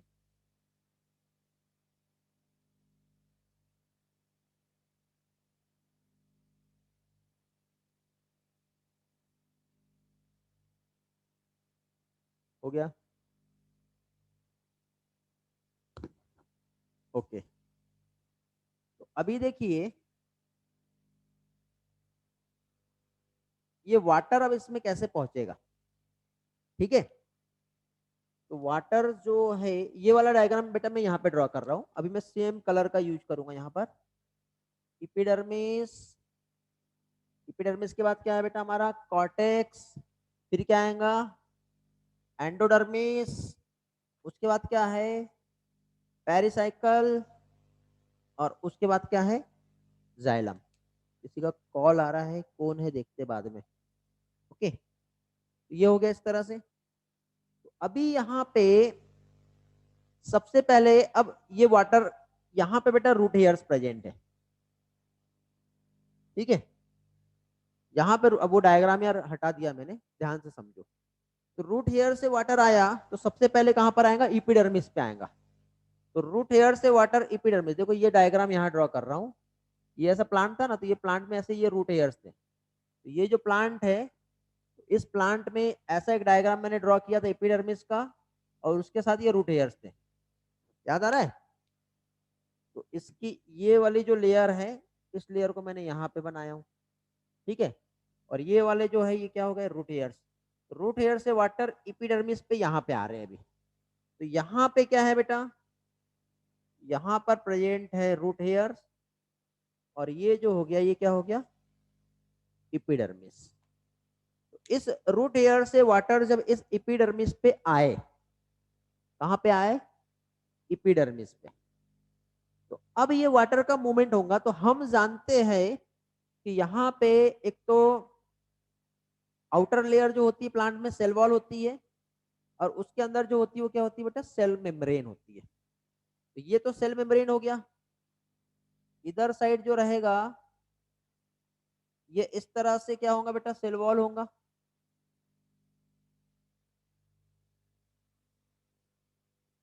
डायग्राम थोड़े से छोटे बड़े हो रहे हैं, इस तरह से रहेगा। देखो एनसीईआरटी ने भी ऐसे ही दिया है, ठीक है, बट उसको थोड़ा सा उसने से टर्न कर दिया, मैं डायरेक्टली समझा रहा हूँ। तो अभी क्या होता बेटा, यहाँ पे ये जो बीच में ये जो आप देख रहे हो ना, ये कनेक्शन एक जंक्शन है, जिसे कहते हैं प्लाज्मोडेस्मेटा। तो क्या होता है, यदि प्लांट में ये जो वाटर का जो फ्लो है, ठीक है, यदि एक फ्लो में होगा विदाउट एनी बैरियर, तो देखो ये वाटर यहां पर आया, ये क्या था, सेल वॉल था, और उसके अंदर ये जो है ये क्या है, सेल मेम्ब्रेन। तो अभी यहाँ पे किसी भी टाइप की क्रॉसिंग नहीं होंगी।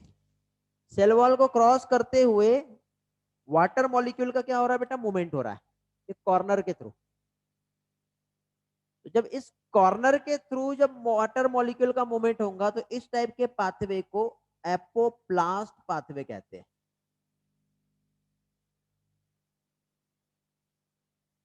क्या कहते हैं इसे, इसे एपोप्लास्ट पाथवे कहते हैं।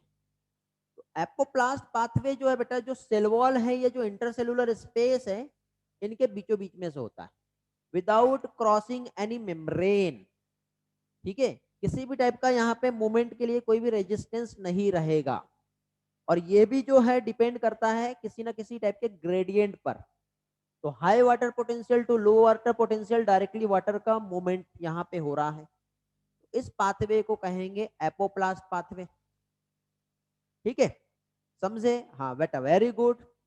इपिडर्मिस था और कॉर्टेक्स था, तो इपिडर्मिस और कॉर्टेक्स तक के वाटर आ गया। इसके बाद आता बेटा एंडोडर्मिस। बट वाटर जैसे ही एंडोडर्मिस के पास पहुंचा, तो यहां पे इस तरह से एक बैरियर काम करता है, जिसे कहते हैं कैस्पेरियन स्ट्रिप। एक साइंटिस्ट था जिनका नाम था कैस्पर, उन्होंने इसे आइडेंटिफाई किया था। तो सोचा नाम क्या दे, नाम क्या दे, तो ये बेटा एक थिक क्यूटिकल लेयर है।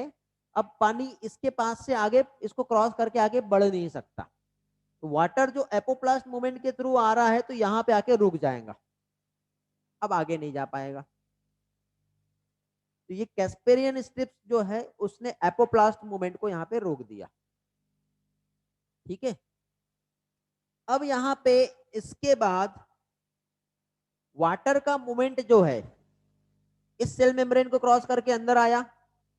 यहाँ पे एक जंक्शन होता है बेटा, जो दो सेल के बीच में होता है, जिसे कहते हैं प्लाज्मोडेस्मेटा। ये जो है ये है प्लाज्मोडेस्मेटा। जंक्शन होता है जो दो सेल्स को आपस में कम्युनिकेट करके रखता है। और सेल मेम्ब्रेन और प्लाज्मोडेस्मेटा को क्रॉस करके जब वाटर इस तरह से अंदर आया, ठीक है, तो इस मोमेंट को कहते हैं सिम्प्लास्ट मोमेंट। ये जो अंदर वाला है, अब यार जगह मेरे पास कहां पर है, कहां लिखूं, ये एरो देखिए यहां लिख दे रहा हूं। इस मोमेंट को क्या कहेंगे, सिम्प्लास्ट मोमेंट। और इस पाथवे को क्या कहेंगे, सिम्प्लास्ट पाथवे।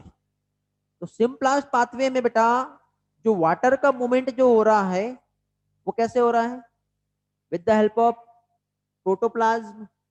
प्रोटोप्लास्ट से होते हुए जो कनेक्टेड है आपस में प्लाज्मोडेस्मेटा के थ्रू। ठीक है, यहाँ पे सेल मेम्ब्रेन को क्रॉस कर रहा है, और सेल मेम्ब्रेन को क्रॉस करते हुए जब वाटर का मूवमेंट हो रहा है, ठीक है, तो यहाँ पर भी कंसंट्रेशन ग्रेडियंट ही काम करेगा, समझे। और एपोप्लास्ट में कोई बैरियर नहीं था, सिम्प्लास्ट में जो है वो क्या है, यहाँ पे बैरियर है। तो एपोप्लास्ट जो मूवमेंट होता है वो बहुत फास्ट होता है क्योंकि बैरियर नहीं है। लेकिन सिम्प्लास्ट मूवमेंट धीरे धीरे धीरे धीरे धीरे धीरे होता है। तो दोनों में ये डिफरेंस है, एक फास्ट हो रहा है तो एक क्या हो रहा है, स्लो हो रहा है। लेकिन एपोप्लास्ट मूवमेंट में जब वाटर यहां से आया और कैस्पेरियन स्ट्रिप्स ने इसको रोका, तो ये भी एपोप्लास्ट अंदर जाने के बाद सिम्प्लास्ट हो जाता है। और जब जाइलम में वाटर पहुंचेगा तो वो फाइनली बेटा, ये क्या था हमारा पेरिसाइकिल और जाइलम, तो यहाँ पे पाथवे एपोप्लास्ट से भले इधर आया लेकिन अंदर जाने के बाद वो सिम्प्लास्ट ही हो जाता है। ठीक है, अंदर जाने के बाद जो मूवमेंट है वो कैसे हो जाएगा, सिम्प्लास्ट ही हो जाएगा। और अब यहाँ पे ये जो जाइलम वेसल्स आप जो देख रहे हो, इस जाइलम वेसल तक के पानी आ गया, तो अब हमको इसको यहाँ से आगे पहुंचाना पड़ेगा। तो वाटर यहां तक तो पहुंच गया, बट वाटर अब यहां से ऊपर अगेंस्ट द ग्रेविटी वाटर को यहां से ऊपर तक के पहुंचाना है, तो ये कैसे पॉसिबल है, समझ रहे हो बात को। तो यहां पर भी अब वाटर का आगे तक के पहुंचाना है, तो कोई ना कोई वहां पे फोर्स काम कर रहा है, जिसे हम ड्राइविंग फोर्स कहेंगे, वो हम समझेंगे। इतना पार्ट बेटा समझ में आ गया सभी लोगों को, क्या मैंने समझाया हूं। हेलो, रिस्पॉन्स करेंगे जल्दी से, स्क्रीनशॉट ले लो बेटा।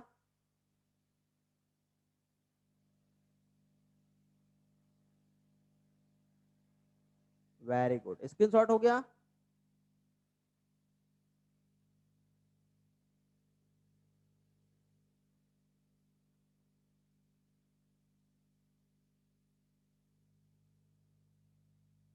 Okay, hello. तो अब देखिए इसके बाद जो है वाटर यहां तक तो पहुंच गया, अब वाटर को हमें आगे पहुंचाना है। तो प्लांट ने वाटर को कैसे एब्जॉर्ब किया ये तो हमें समझा, लेकिन प्लांट में वाटर के एब्जॉर्प्शन के बाद हमें इसे आगे पास करना है, तो ये कैसे होगा। तो यहां पे बेटा क्या कहेंगे, वाटर मूवमेंट अब अ प्लांट।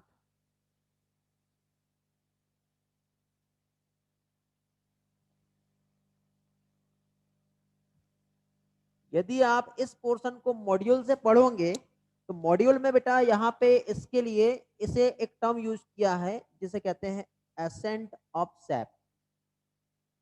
सैप मीन्स क्या होता है, जब वाटर यहाँ से यहाँ पे पहुंचा, तो ये जो लिक्विड है मिनरल्स के साथ मिलके जस्ट लाइक ए जूस इस तरह से फॉर्म हो जाता है, जिसके लिए टर्म यूज होता है सैप।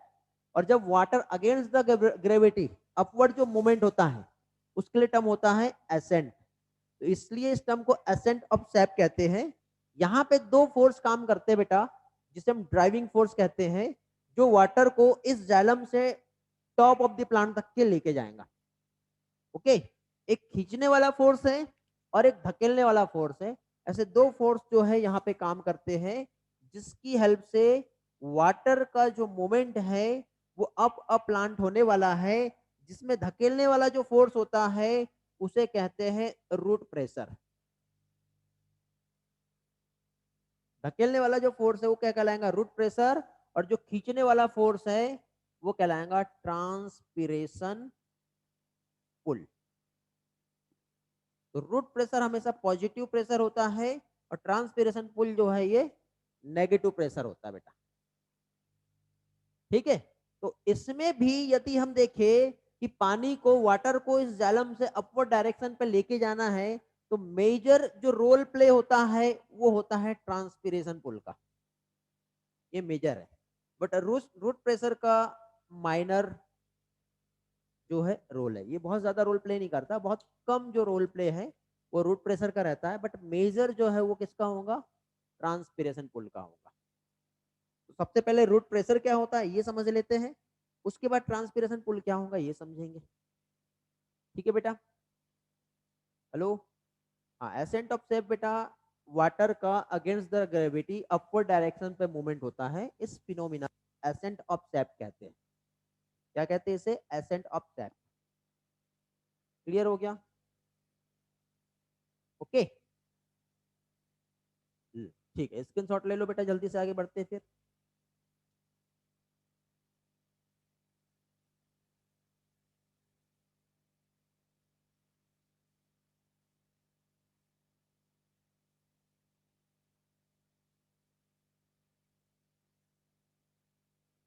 ओके, तो सबसे पहले रूट प्रेशर क्या होता है ये समझेंगे। ठीक है, ये डायग्राम का काम हो गया, अभी इधर का काम भी हो गया है। अब हम लोग रूट प्रेशर को समझेंगे। देखिए बेटा, ये सारा पोर्शन जो अभी मैं आपको एक्सप्लेन किया हूँ, अब आप लोग एनसीईआरटी रीड करेंगे। ठीक है, वैसे तो नीड होगा तो स्लाइड का, या फिर मैं स्लाइड और एनिमेशन दोनों तो बताने ही वाला हूँ, आई विल एक्सप्लेन। पर आज का जो लेक्चर है टोटल कंसेप्ट पर बेस्ड है। मैं ऐसा एक एक एनसीईआरटी का लाइन नहीं समझा रहा हूँ, मैं इंटायर एक कंसेप्ट जो है, जो एनसीईआरटी समझने में आपको हेल्प करेगा, वो वाला पोर्शन आज आप लोगों का मैं ले रहा हूँ। ठीक है, तो इसमें बेटा आप लोगों को एक एक चीज जो है आज समझ में आ जाएगी। इसके बाद आप एनसीईआरटी पढ़िए, जो लाइन नहीं समझ में आता उसको अंडरलाइन कीजिए, उसका स्क्रीनशॉट लीजिए, फिर आप मुझे व्हाट्सएप पे सेंड कीजिए, क्योंकि मैं फिर से सारा एनसीईआरटी पढ़ाऊंगा तो टाइम वेस्ट होगा। समझे? मैं ट्राई करूंगा कि मैं एनसीईआरटी का पोर्शन कवर करूं, बट हमें पहले सबसे पहले ये कंसेप्ट समझना है। लेकिन आप मुझे वो स्क्रीनशॉट लेके भेजोगे तो वो ऐसा होगा कि वो पोर्शन आपको समझाना है, तो मैं यहाँ पे आऊंगा तो डायरेक्ट जो आपके डाउट्स रहेंगे उसको मैं मार्क कर लूंगा कि ये डाउट थी, ये डाउट थी, ये डाउट थे। तो उसमें क्या होगा, हमारा टाइम जो है वो बच जाएगा। साइटोप्लाज्मिक स्ट्रीमिंग मींस क्या होता है बेटा, जैसे सपोज ये एक सेल है, इसमें साइटोप्लाज्म है, और इस साइटोप्लाज्म में यदि कोई सब्सटेंस यहाँ पे प्रेजेंट है, ये सब्सटेंस कुछ इस तरह से जिगजैग मैनर में जो मूवमेंट हो रहा है, इसे कहते हैं साइटोप्लाज्मिक स्ट्रीमिंग, साइक्लोसिस भी कहते हैं इसे। ओके बेटा निशांत, समझ में आ गया? चलो, तो अभी हम लोग यहाँ पे इस लॉन्ग डिस्टेंस ट्रांसपोर्ट में क्या चीज बेटा, रूट प्रेशर क्या होता है ये समझेंगे सबसे पहले।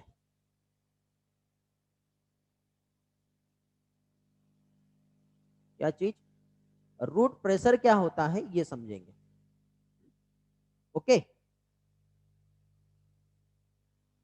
अब देखिए, जैसे कि थोड़ी देर पहले हम लोगों ने देखे कि जैसे कि सपोज ये एक रूट है, इस रूट में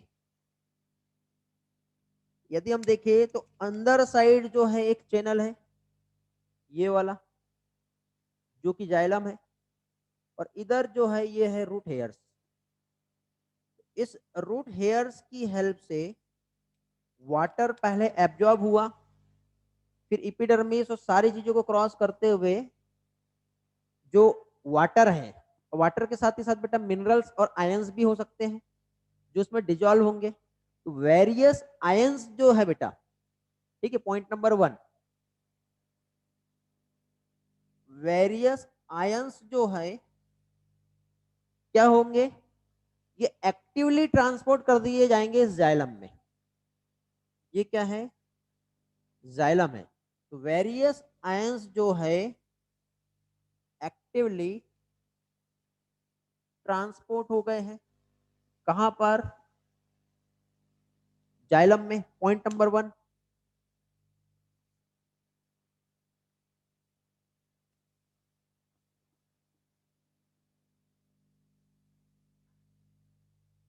ओके, एक्टिवली ट्रांसपोर्ट हो गया है।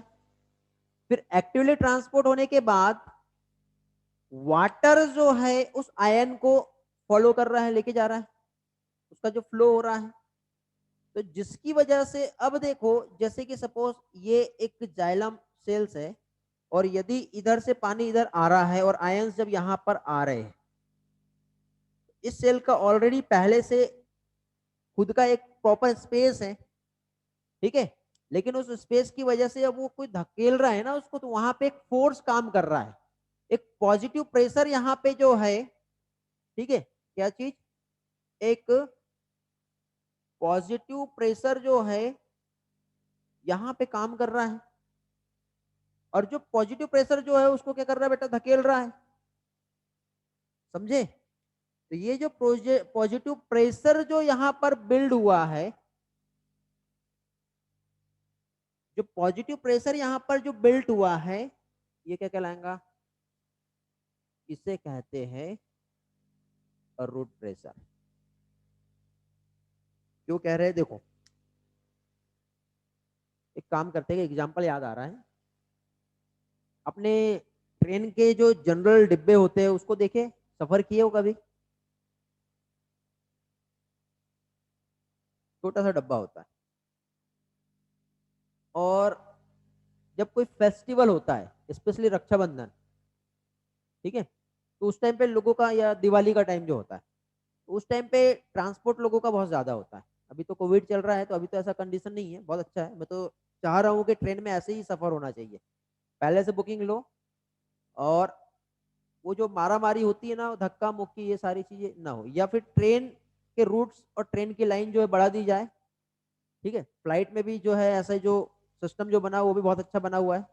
ठीक है, वो क्या होता था पहले, ऐसे लाइन लगती थी, फिर धकेलते थे लोग, फिर आगे जाते थे, बहुत प्रॉब्लम होता था फ्लाइट में भी, तो ऐसा ना हो। ठीक है, सिस्टमेटिक सारी चीजें रहे। तो अब यहाँ पे क्या चीज, हाँ, मेन तो ट्रेन का, फ्लाइट का तो चल जाता। तो अब वो ट्रेन में क्या होता है बेटा, वो जो जनरल बोगी जो होती है, उसमें देखो एक बैठा, फिर दूसरा बैठा, जितनी सीट थी वो तो हो गई, लेकिन उसके बाद फिर और लोग बैठते हैं, फिर और लोग बैठते हैं। तो जनरली देखना बेटा, जो यूपी साइड से जो ट्रेनें चलती है, बिहार साइड से जो ट्रेनें आती है या जाती है, वो जो रूट होता है बिहार बेंगलोर वाला, ठीक है, उसमें देखना, क्योंकि जब भी मैं बेंगलोर जब ट्रेवल करता था, तो मैं देखता था लोगों को, लोगों की कंडीशन देखता था। ठीक है, क्योंकि ट्रेन जो है 2 या 3 ही है, तो बेंगलोर का जो रूट है उसमें बहुत ज्यादा प्रॉब्लम आता है।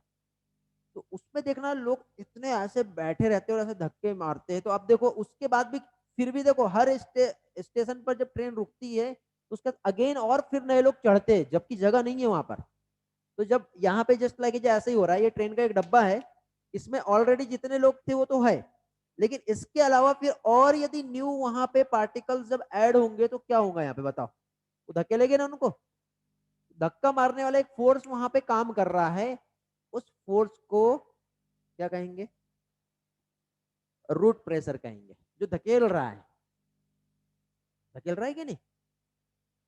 तो अब ये धकेलेगा, तो अब यहाँ पे हमको देखना है। तो जो साइंटिस्ट है उन्होंने क्या किया बेटा, जैसे कि सपोज ये जो रूट थी, इस रूट के ये जो स्टेम वाला जो पोर्शन था, इसके थोड़ा सा यहाँ पे कट लगा दिए, और कट लगाने के बाद जब यहाँ पे देखे, तो यहाँ से थोड़ा थोड़ा जो जाइलम सेप जो होता है बाहर निकलता है, जिसको ब्लीडिंग नाम दिया बेटा। तो ये कैसे हो रहा है, क्या हो रहा, तो उससे एक चीज समझ में आई कि रूट की वजह से कोई प्रेशर, कोई फोर्स काम कर रहा है, और उसकी वजह से जब जाइलम सैप जब ऊपर जाता है, और थोड़ा सा यहाँ पे हम जब थोड़े से ऊपर साइड हम जब कट लगाते हैं, और यहाँ से जो थोड़ा थोड़ा एक्जुटेशन नाम दिया उसके लिए, एक्जुटेशन जो ब्लीडिंग हो रही है, वो क्या है, वो कहलाता है रूट प्रेशर। लेकिन जनरली बेटा, ये रूट प्रेशर की वजह से जब हम मॉर्निंग में, अर्ली मॉर्निंग और लेट नाइट में जब हम देखते हैं, तो वाटर जो है बेटा, एक drop by drop, drop by drop जो होता है, वो लॉस होता है एक लिक्विड फॉर्म में। ठीक है, तो ये जो हमारी जो लीफ जो होती है, उसकी एक स्पेशल ओपनिंग्स होती है, जिसे लीफ ब्लेड कहते हैं। ठीक है, जो वेंस जो होता है ना, वेंस के नियर द टिप जो ग्रास जो होता है, ग्रास ब्लेड कहलाता है, वो एक स्पेशल ओपनिंग होती है, वहां से वाटर का जो है फॉल हो रहा है, लॉस हो रहा है, उस टर्म को कहते हैं गटेशन। क्या कहते हैं इसे, इसे कहते हैं गटेशन। और गटेशन जो हो रहा है, क्या कह सकते हैं बेटा हम लोग गटेशन को, hello, guttation means water loss in liquid phase, water loss in liquid phase, liquid के फॉर्म में जो है वाटर का लॉस हो रहा है। ठीक है, वो भी कहां पे, फ्रॉम स्पेशल ओपनिंग, जो स्पेशल ओपनिंग होती है, कहां पर होती है बेटा special opening, special opening of when. ठीक है, वो भी कहां पे, near the tip of grass blade. ठीक है, आप देखना यहां से जो वाटर जो आप देखना, कभी कभी किसी प्लांट के नीचे आप बैठना, तो ऐसा छोटा सा थोड़ा सा पानी का, वाटर का ड्रॉप जो आपके ऊपर गिरते हुए दिखेगा। ठीक है, हाँ, वो लीफ जो है, या फिर कभी कभी कुछ प्लांट देखना, उसकी लीफ में ऐसे पानी की जो बूंदे हैं, ड्रॉप्स जो है वाटर की, आपको वहां पे दिखाई देंगे। समझे? टाइम कितना हुआ यार, आज का टाइम का आइडिया नहीं मेरे को, क्योंकि बहुत सारा पढ़ाना है मैं। अरे टाइम तो हो गया इतनी जल्दी, ये क्या हो गया। चलो ठीक है, जल्दी से देखते हैं। तो इस तरह से बेटा ये जो हो रहा है ये कहलाता है गटेशन। बेटा टर्म समझ लो, कंसेप्ट। यदि ये समझा ना तो एनसीईआरटी आप पढ़ोगे तो आपको हर चीज समझेगी। अब आप बोलोगे कि नहीं सर सारा एनसीईआरटी यहाँ पे लिख के दो, तो वो पॉसिबल नहीं है। ये थोड़ा सा थ्योरी पोर्शन है और वो थ्योरी लिख के समझाई नहीं जाती बेटा। थ्योरी को स्लाइड से हम देख लेंगे, बट यहाँ पे ये जो चीज समझ में आ रही है आपको, ये इंपॉर्टेंट है। ये कंसेप्ट है, कंसेप्ट समझा तो सारी चीजें इजीली समझ में आ जाएगी। तो अब इसमें देखिए बेटा, ये जो रूट प्रेशर जो होता है ये धकेलने वाला फोर्स है, और यदि एक बहुत बड़ा ट्री है वहां तक के वाटर को पहुंचाना है तो ये रूट प्रेशर की हेल्प से बेटा वाटर नहीं पहुंच सकता इतना ऊपर। इसके लिए बहुत सारे यहाँ पे कंसेप्ट दिए, अलग अलग थ्योरी आई है। रिले पंप थ्योरी आया है, जेसी बोस का थ्योरी आया है, गोडले वास्की का थ्योरी आया है, ठीक है, पल्सेशन थ्योरी है। ये सब मॉड्यूल्स में आपको मिलेंगे, बट हमारा एनसीईआरटी ने नहीं दिया तो टाइम वेस्ट नहीं करेंगे, उसको हम नहीं पढ़ेंगे। किसी को पढ़ना होगा अलग से आना, क्लास के बाद मैं समझा दूंगा वो सारा क्या है, ठीक है। बट नीड नहीं है, जो एग्जाम में आने वाला है उसको हम फोकस करेंगे बेटा, समझे। तो रूट प्रेशर कोई एक स्पेशल रोल प्ले नहीं करता कि एकदम टॉप ऑफ द प्लांट तक के वाटर को पहुंचा दे, क्योंकि धकेलने वाला फोर्स है और ये बहुत ज्यादा नहीं होता बेटा, ठीक है। बहुत ज्यादा नहीं होता, नियर अबाउट 1 एटमोस्फियर के आसपास होता है, बट प्लांट पे आप टॉल ट्री तक के वाटर को पहुंचाना है तो 20 एटमोस्फियर या उससे ज्यादा का रिक्वायरमेंट होता है, ठीक है। तो ये रूट प्रेशर बेटा उतना मायने नहीं देगा। तो इसलिए फिर इसके बाद जो प्लांट में जो वाटर का जो फ्लो हो रहा है वो होता है बेटा जिसे कहते हैं ट्रांसपीरेशन पुल, जिसके लिए हम एक ट्रांसपीरेशन जो है कोहेजन मॉडल जो है वो हम समझेंगे। इतना स्क्रीनशॉट लो पहले जल्दी से, ठीक है। तो रूट प्रेशर जो है ये काम नहीं करता है, ये पॉजिटिव फोर्स है। यहाँ पे हमें जो पढ़ना होगा स्क्रीनशॉट बेटा, तो लॉन्ग डिस्टेंस ट्रांसपोर्ट जो है इसमें जो इम्पोर्टेंट है बेटा, जो मायने देगा, ठीक है, जिसकी वजह से वाटर का फ्लो होगा वो है, वो कहलाता है ट्रांसपीरेशन पुल।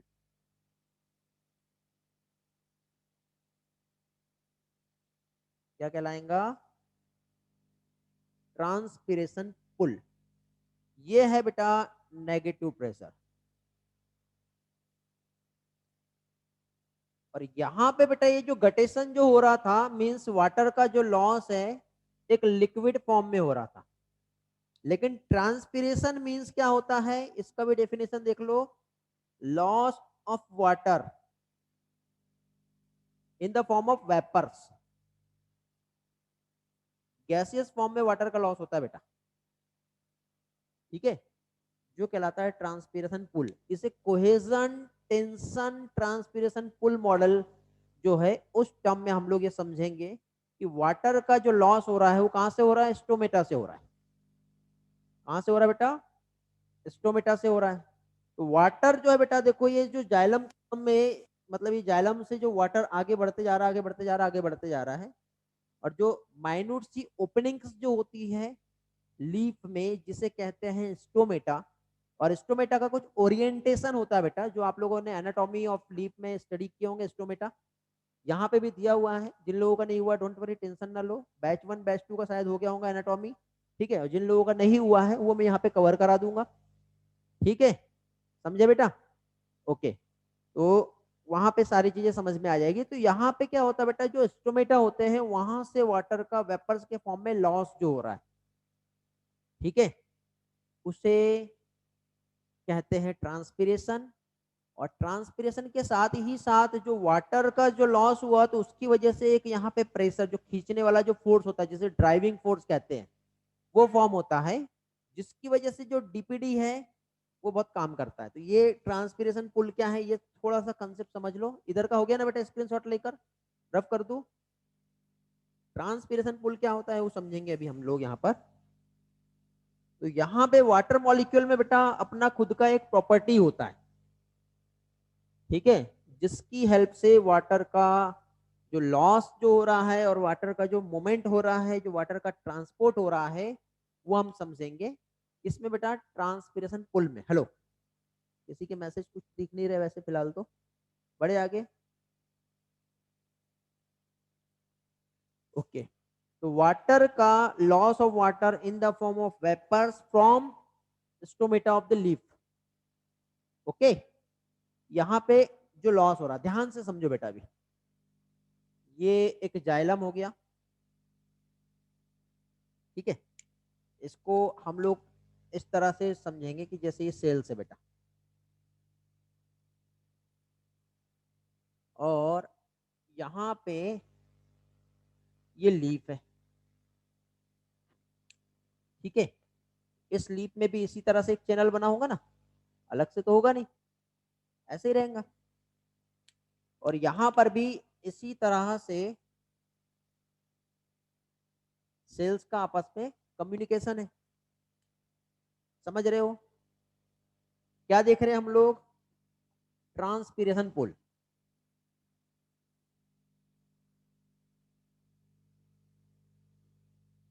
ओके, तो अब यदि मान लो बाई चांस वाटर इस लीफ से लॉस हुआ, यहां पे देखो ये वाटर मॉलिक्यूल बहुत ज्यादा थे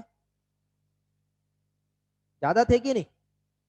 यहां पर भी वाटर मॉलिक्यूल बहुत ज्यादा थे, यहां पर भी वाटर मॉलिक्यूल है, यहां पर भी वाटर मॉलिक्यूल है, यहां पर भी वाटर मॉलिक्यूल है। इस तरह से सभी जगह पे वाटर मॉलिक्यूल प्रेजेंट है। समझे? अब मुझे ये बताओ, हम पहला वाला डायग्राम जो है ड्रॉ करेंगे इस लीफ का। ये 1, ये 2 और ये 3। अब हम क्या कर रहे हैं बेटा? फर्स्ट वाली लीफ से वाटर को उड़ा दे रहे हैं in the form of vapours. समझ गए?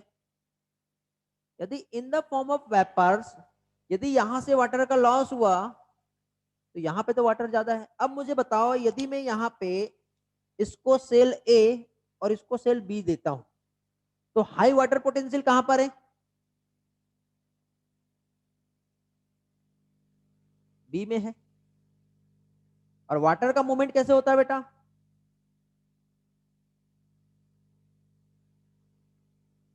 हाई वाटर पोटेंशियल टू लो।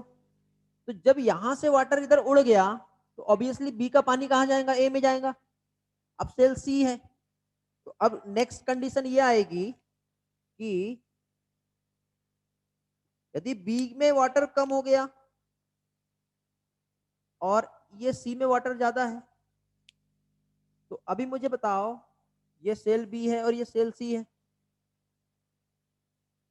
इसी तरह से सी का वाटर जो है हाई वाटर पोटेंशियल टू लो, तो यहां से वाटर इधर जाएगा। तो इसी तरह से यहां पे जो कंडीशन जो फॉर्म हो रही है, इस तरह से कंटिन्यूअसली वाटर जो है एक सेल से दूसरे सेल की तरफ जाएगा।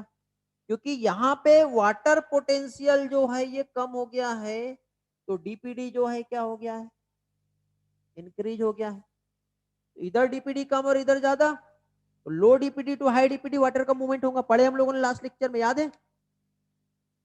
समझे?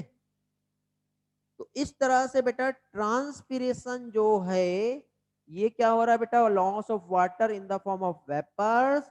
और ट्रांसपीरेशन जो होता है बेटा, जिसकी वजह से एक प्रेशर वहां पे काम करता है, जिसे कहते हैं खींचने वाला फोर्स, ड्राइविंग फोर्स, जो कहलाता है ट्रांसपीरेशन पुल।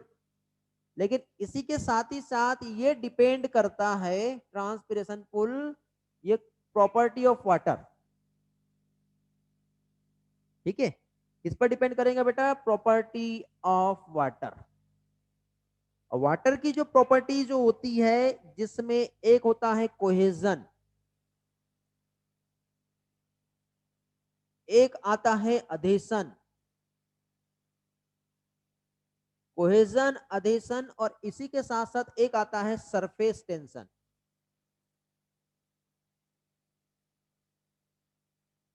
अब ये क्या होता है? ध्यान से समझो बेटा, कोहेजन, अधेशन और सरफेस टेंशन।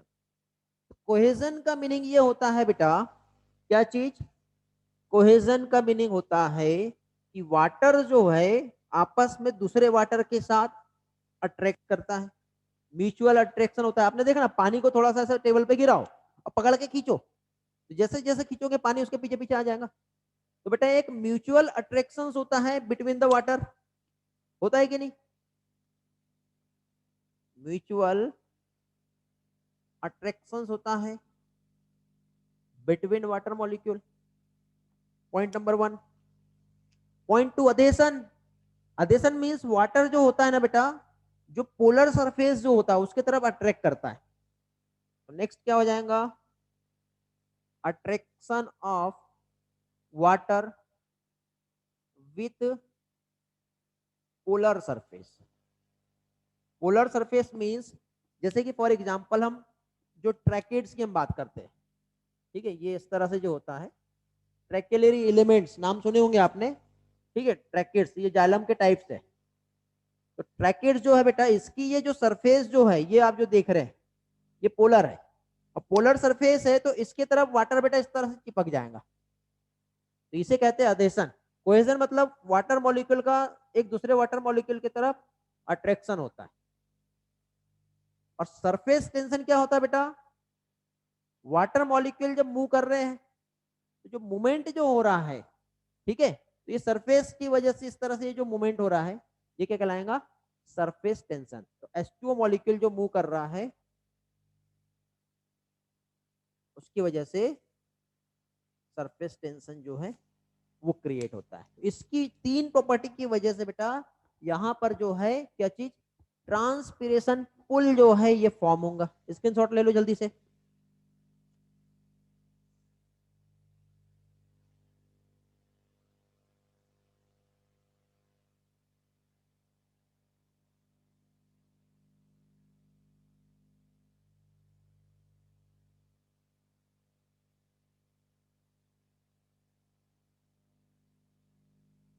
हो गया, वेरी गुड। तो अभी देखिए ये जो प्रॉपर्टी है वाटर की, ठीक है, या फिर ये जो प्रॉपर्टी है, ठीक है, क्या कह सकते हैं हम लोग, जो अट्रैक्ट हो रहा है एक लिक्विड दूसरे लिक्विड से, वाटर मॉलिक्यूल का, जिसकी वजह से जो गैसियस फेज में वाटर फॉल होते जा रहा है, जो सरफेस टेंशन है ना, ऐसा पकड़ के खींच रहा है खींच रहा है। ये समझा ना बेटा, आपको क्या चीज समझा है मैंने, ये वाला पार्ट, ये डायग्राम से समझा ना, ऐसा खींच रहा है। ऊपर बैठा है पानी, इधर से उड़ गया तो अपने पास से दूसरी तरफ से खींचेगा, फिर नीचे से खींचेगा, फिर इधर से उड़ते जाएगा तो उधर से खींचेगा, तो खींचने वाला फोर्स है बेटा, जिसे कहते हैं ट्रांसपिरेशन पुल। और यही प्रॉपर्टी जो होती है बेटा, वाटर मॉलिक्यूल को क्या करता है बेटा, एक स्ट्रेंथ प्रोवाइड करता है बेटा, एक हाई टेंसाइल स्ट्रेंथ जो है ये प्रोवाइड करता है। कहां लिखूं, ये हटा देता हूं, इसका भी काम हो गया, ठीक है। क्या चीज बेटा, दिस प्रॉपर्टीज, ठीक है, एक काम करते हैं, यहाँ पे ये जो प्रॉपर्टीज है, कौन सा वाला प्रॉपर्टी बेटा, ये वाला जो प्रॉपर्टी है, किसकी, प्रॉपर्टी ऑफ वाटर, जिसकी वजह से ये जो प्रॉपर्टी है वाटर की, वो वाटर को ही क्या दे रहा है बेटा, एक तो हाई टेंसाइल स्ट्रेंथ दे रहा है,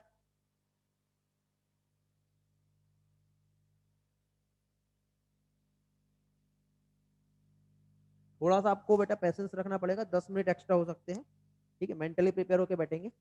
स्ट्रेंथ है ना सारी, हेलो, चेक करने दो, अरे भाग गए कुछ लोग, रिकॉर्डिंग से देख लेंगे, रिकॉर्डिंग से देखना है तो फिर मेरी जरूरत क्या है, ढेर सारी रिकॉर्डिंग है यूट्यूब पर। Okay, high tensile strength, high tensile strength मतलब ये एक ऐसी एबिलिटी जो वाटर को रेजिस्ट करती है बेटा, जैसे पुलिंग फोर्स है, क्या चीज, एबिलिटी टू, क्या कहेंगे बेटा, रेजिस्ट अ पुलिंग फोर्स, टूटेगा नहीं आपस में,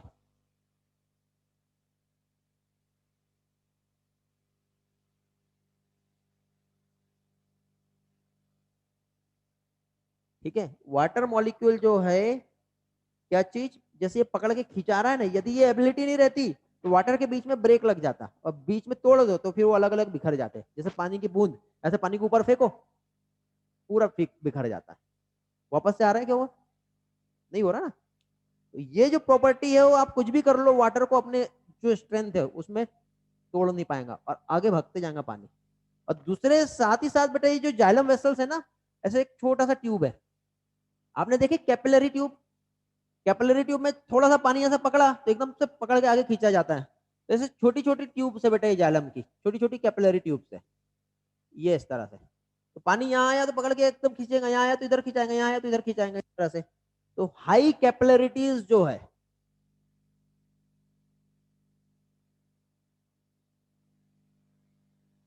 हाई कैपिलरिटीज जो है बेटा, ability to raise in thin tube, इस तरह से ये भी मिलता है।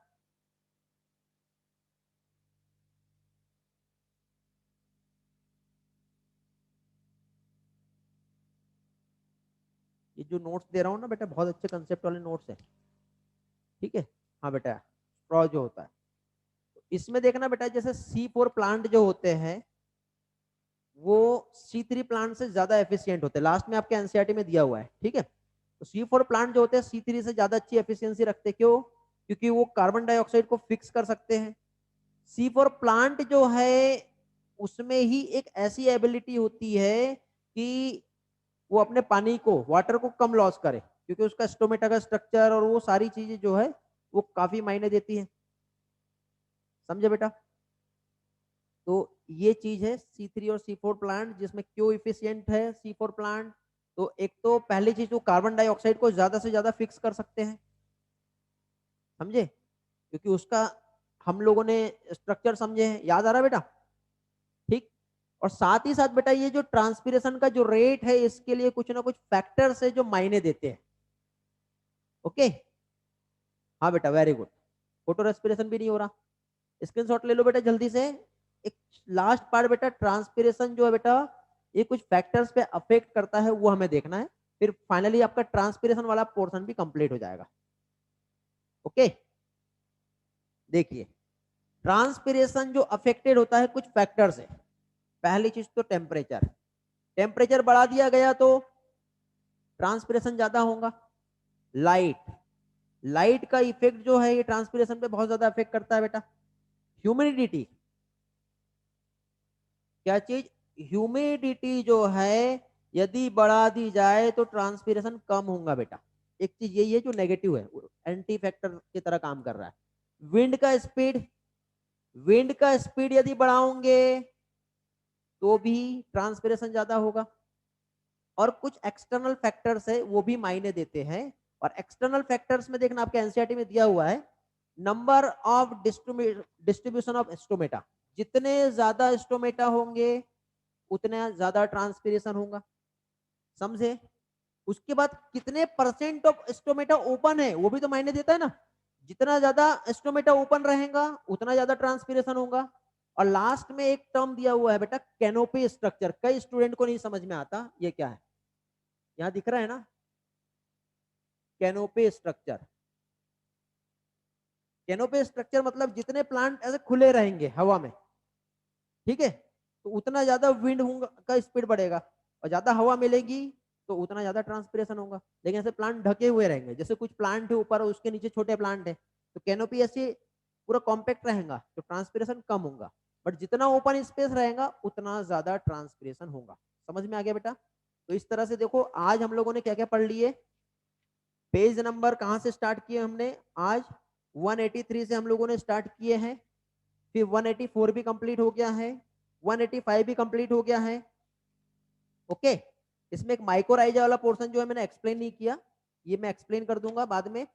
उसके बाद 186 भी कंप्लीट हो गया है, 187 भी कंप्लीट हो गया है। 187 में स्टोमेटा का जो स्ट्रक्चर होता है वो कंप्लीट नहीं हुआ है। 188 भी कंप्लीट हो गया बेटा, समझे।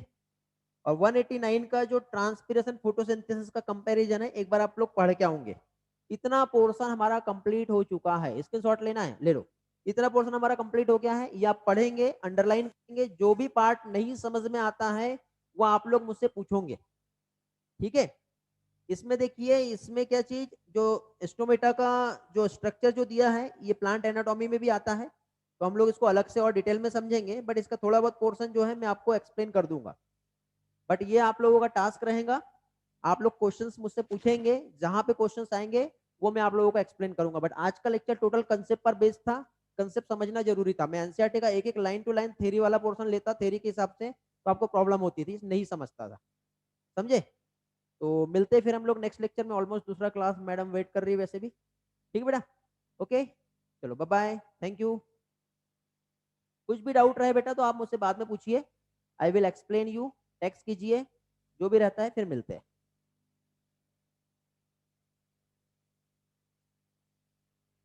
ओके।